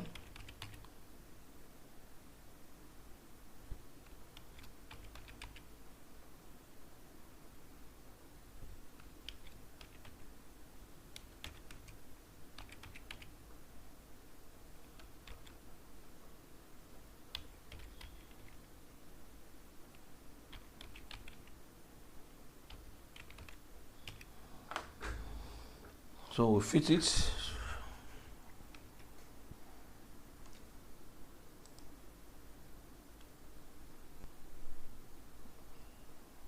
Pre-process typo error.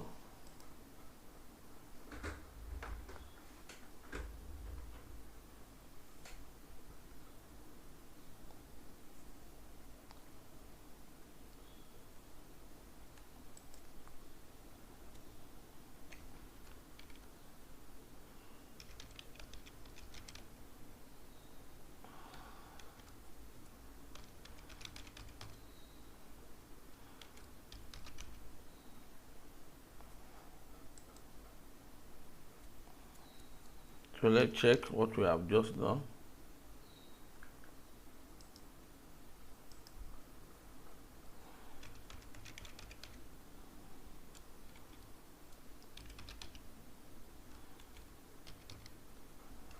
So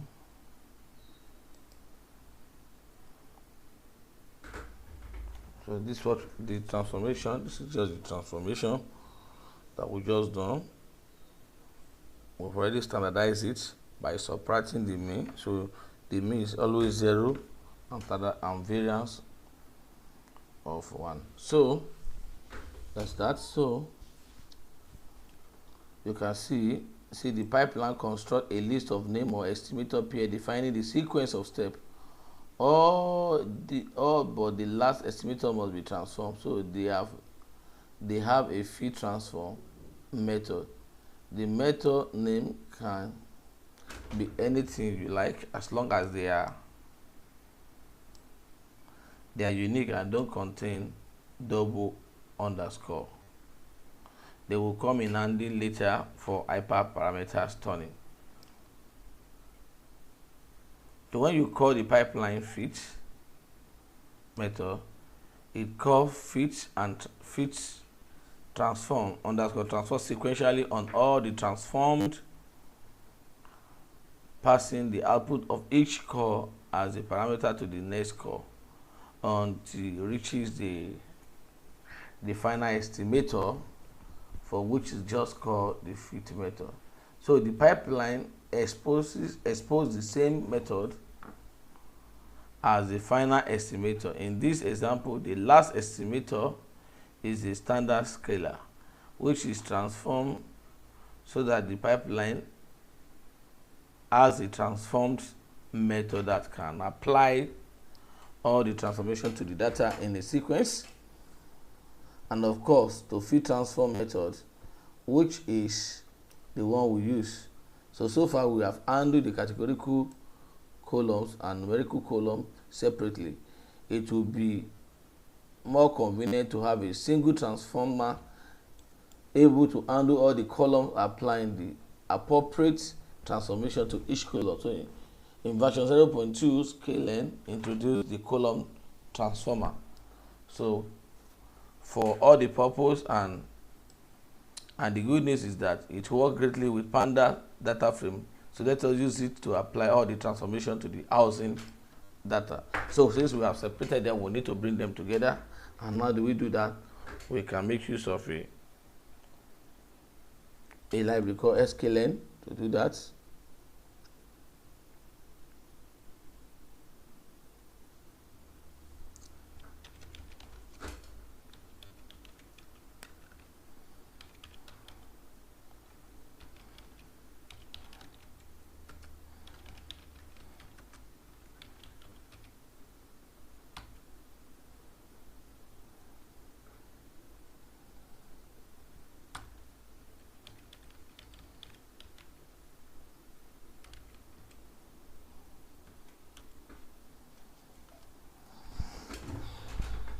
So now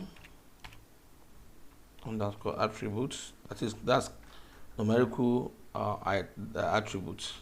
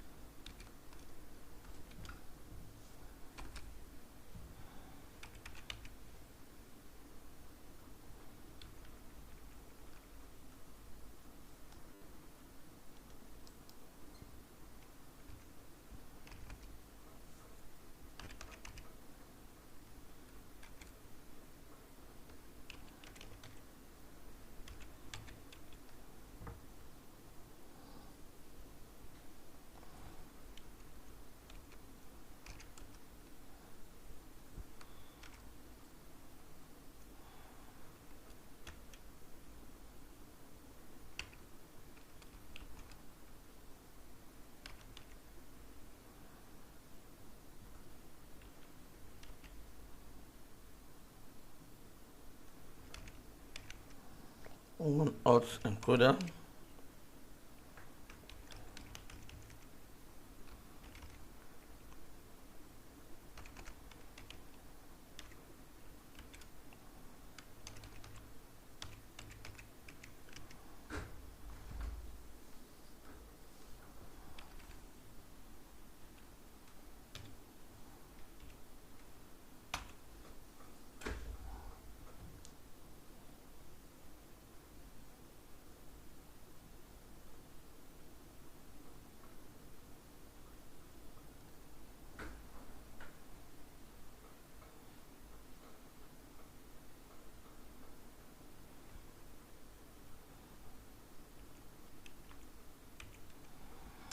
Sorry, there's some, I missed some things there.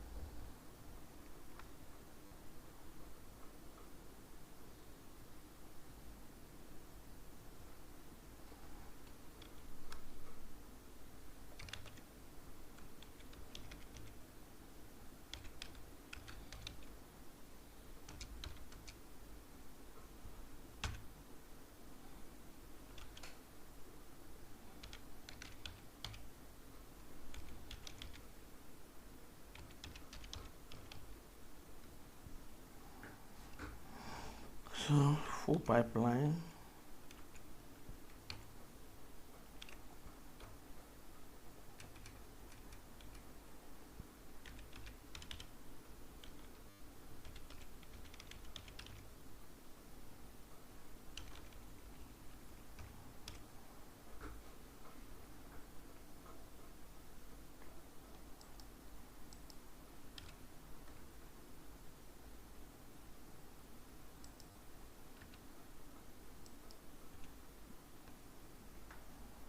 So the next one is housing. We are trying to bring them together now. Prepared. Now be equal to full underscore pipeline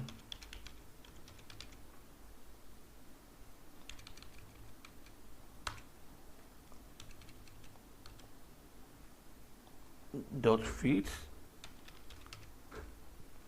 underscore transform housing. So then run it.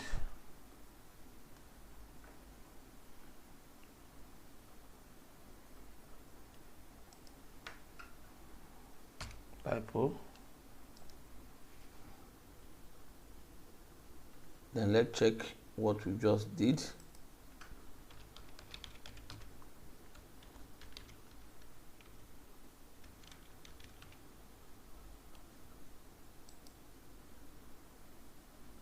So these are the prepared data. These are the prepared data. So the next thing is to select and train our model. So what I will do, I will complete the video and send to you, or maybe in our next class we can start with it before going to the other class. But nevertheless, I will come up with the video and send to you first, because I have another meeting with my supervisor now. So we'll continue from here. Okay, now that we have been able to see the housing underscore prepared, so let's check the shape of this data set. So we have something like this. You just say housing underscore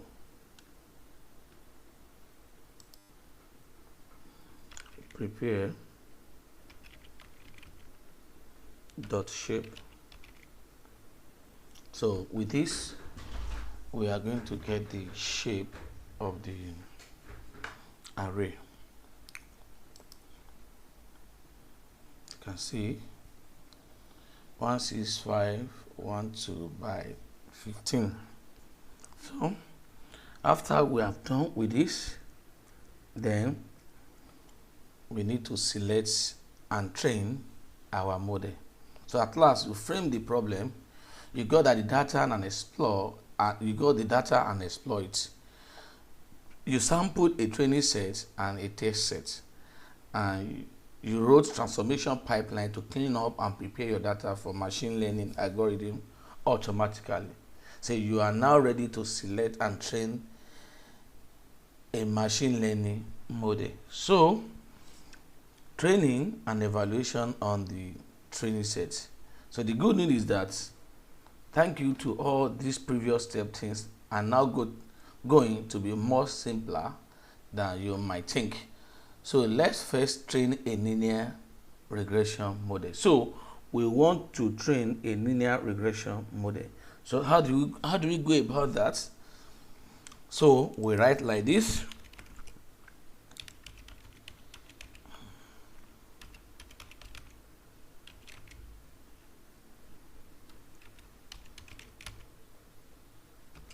So from sklearn.linear underscore model, then we import linear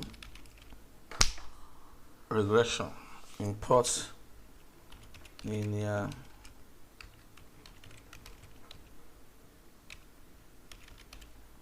so the model has been written, so you don't need to bother yourself about cracking your brain on how to write a linear regression model. sklearn have such module in their library. So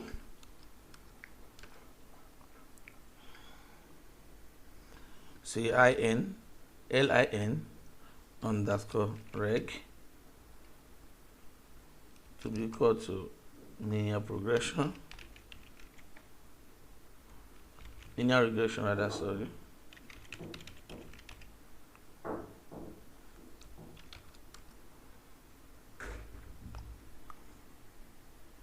And then we fit it with our data, the housing prepared, and then the housing label. So NND underscore REG dot fits.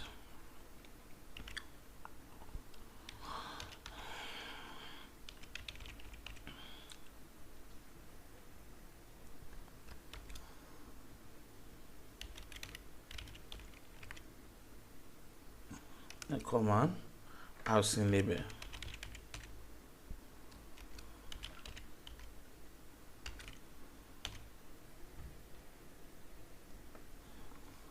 So we are doing the training now, so let's just run. And so the linear regression model has been trained. The linear regression model has been trained. Then, so you now have a working linear regression model. So let's try it out on a few instances from the training sets. So let's try it out on a few instances from the training set. So let's see how it works. Let's see how it works. Some data to be equal to housing dot ilog.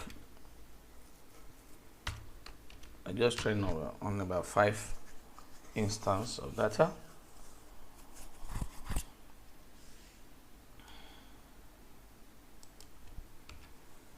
Then also some label.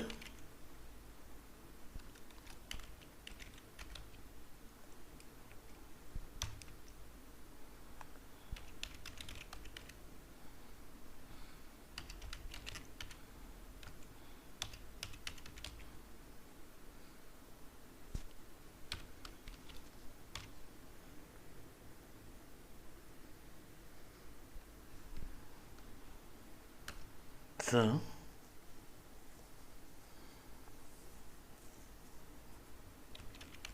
some data, some underscore data underscore prepare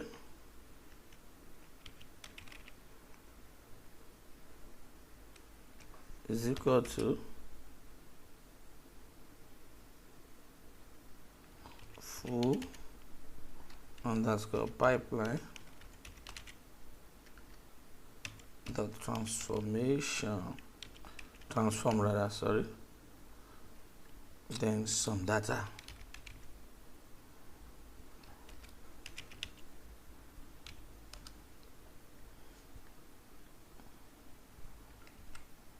Then let's print to check our prediction now.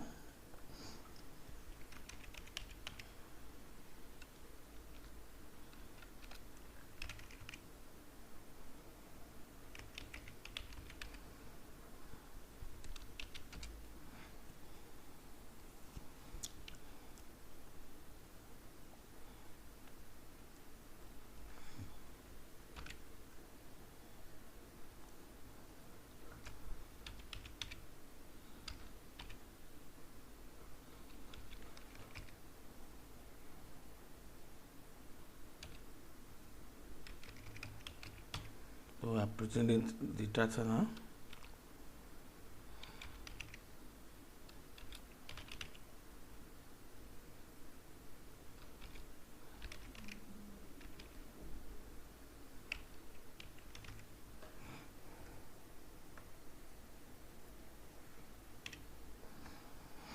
So let's see our prediction. Let's see how it come up.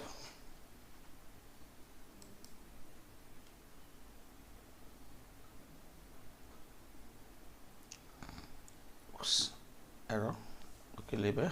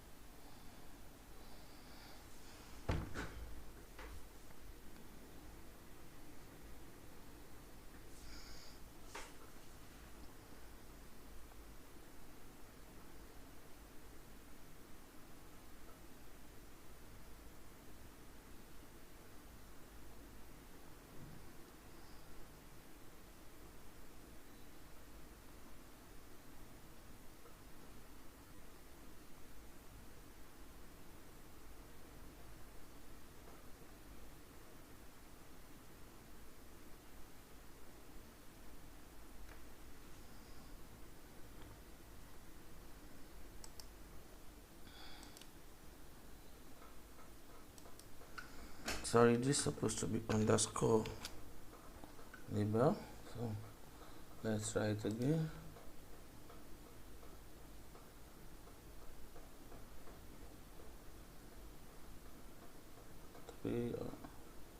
Transform typo error,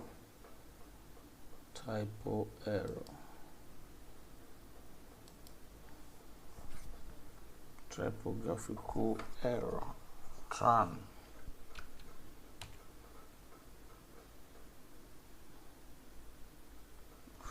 Yeah.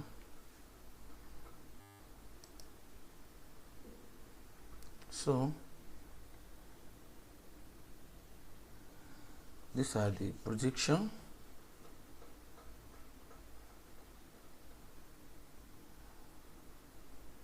So let us now compare our prediction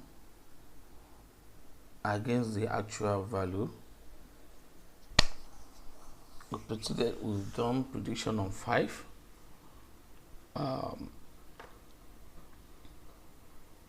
5 entry, the five entries. So we have some data. We'll be able to perform prediction on them. So let's compare it with the actual value and see what we have.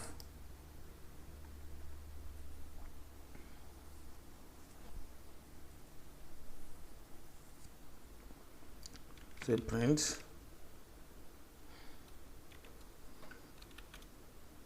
label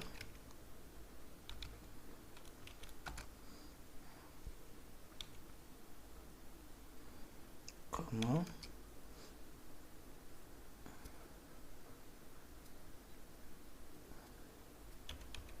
this some data or some label data, sorry.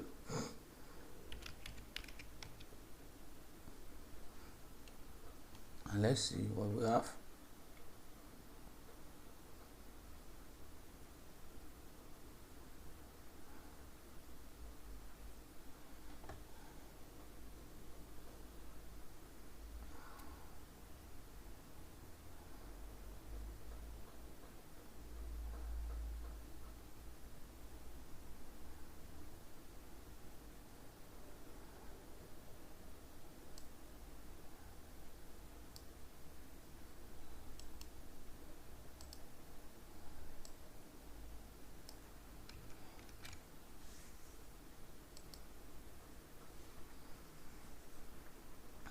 So we compare with the actual number. So you can see it works, although the predictions are not exactly accurate. E.g., the first prediction is off by close to 40%. If you check it, you discover that it's off by 40%. So let's measure this regression model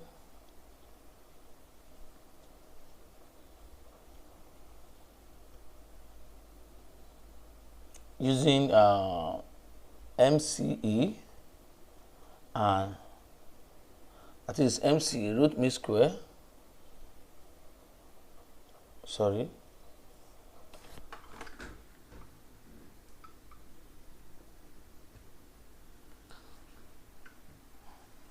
So let's measure it with mean square error and root mean square error on the whole training set using sklearn and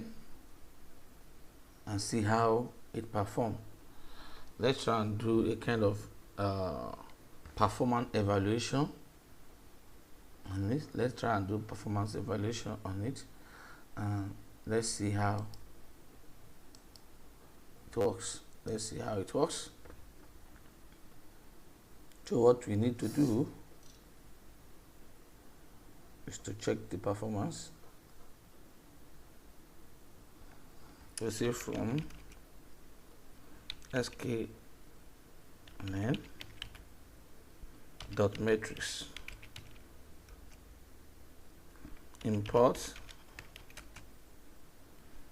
mean underscore square underscore error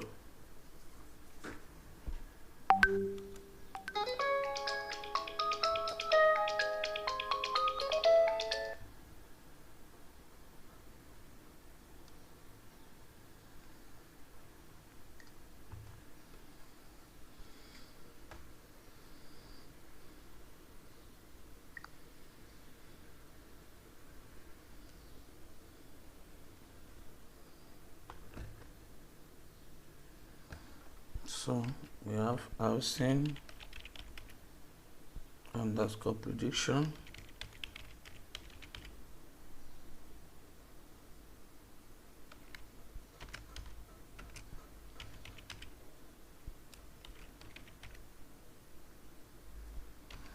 prediction predict housing prepare underscore prepare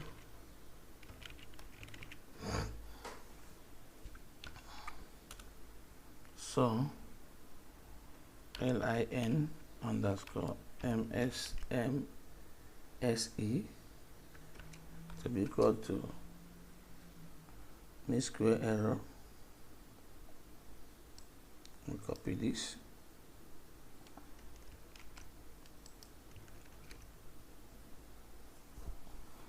and housing underscore neighbors command housing underscore prediction. So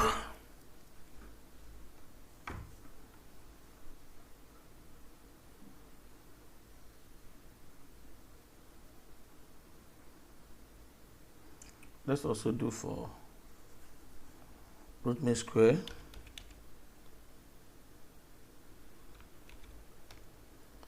mfe equal to mp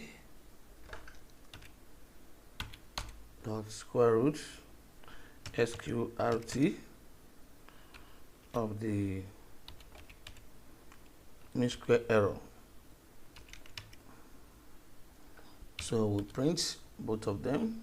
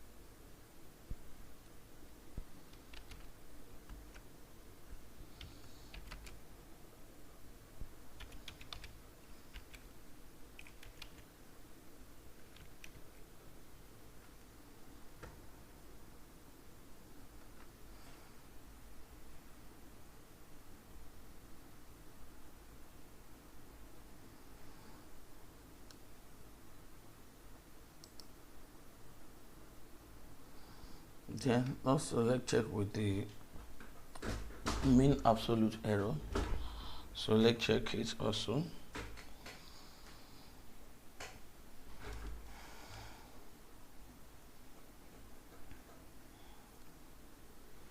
So from scaling dot matrix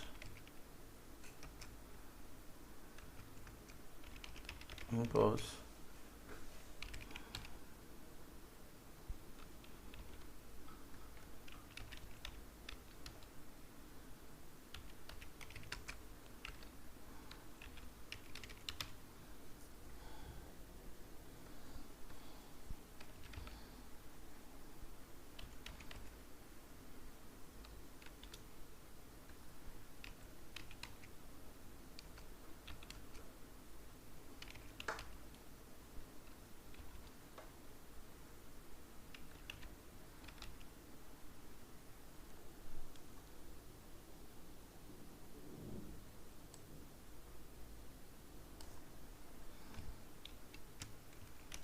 Control C.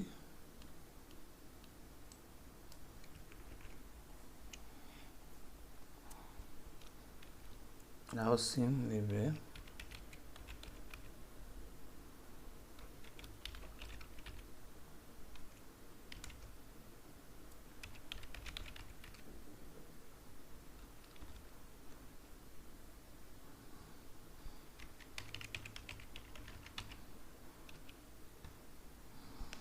So we'll also print it.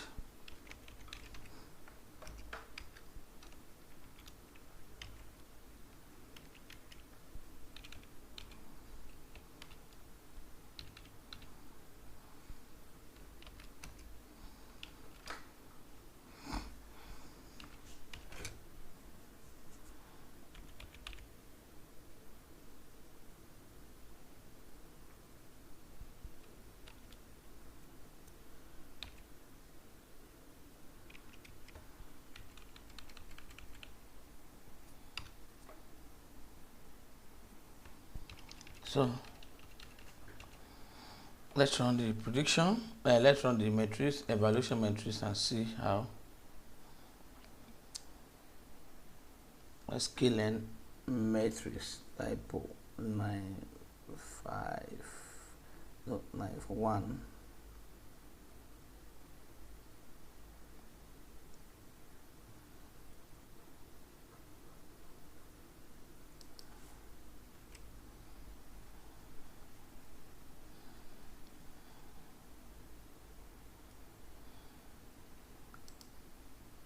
So you can see the evaluation performance of the model being trained.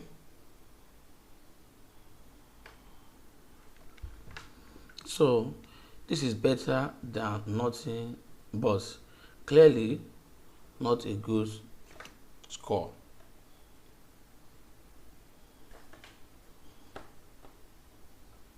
It's not a great score. Most districts median analysis value ranges between 120 USD and 256,000 USD. So typical prediction error of 68,938 is not a very satisfying. This is an example of a model underfitting the training data. So when this happens, it can mean that the feature do not provide enough information to make good prediction, or that the model is not powerful enough. And the model is not powerful enough, because you can see the prediction. So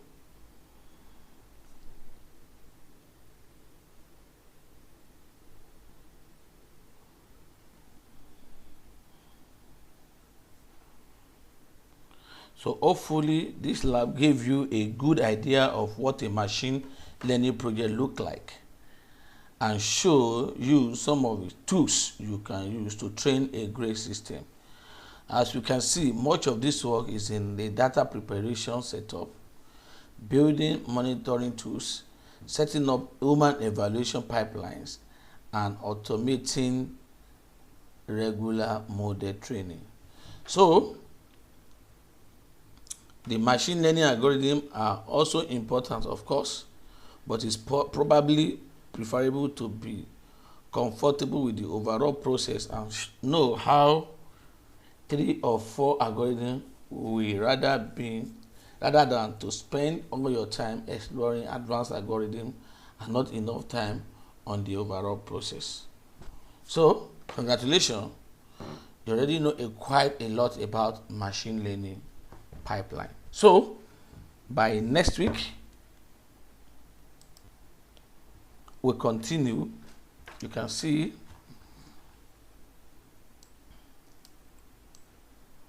we have done justice to machine learning pipeline, from the setting up, checking the data to make sure that the data is fine, creating an histogram of the data to see how the data look like pictorially, and then to be able to know what to do to some of the data that is not properly conform with the other one. So we've done that. Then we also show the scatter diagram of the population of California. So we see them.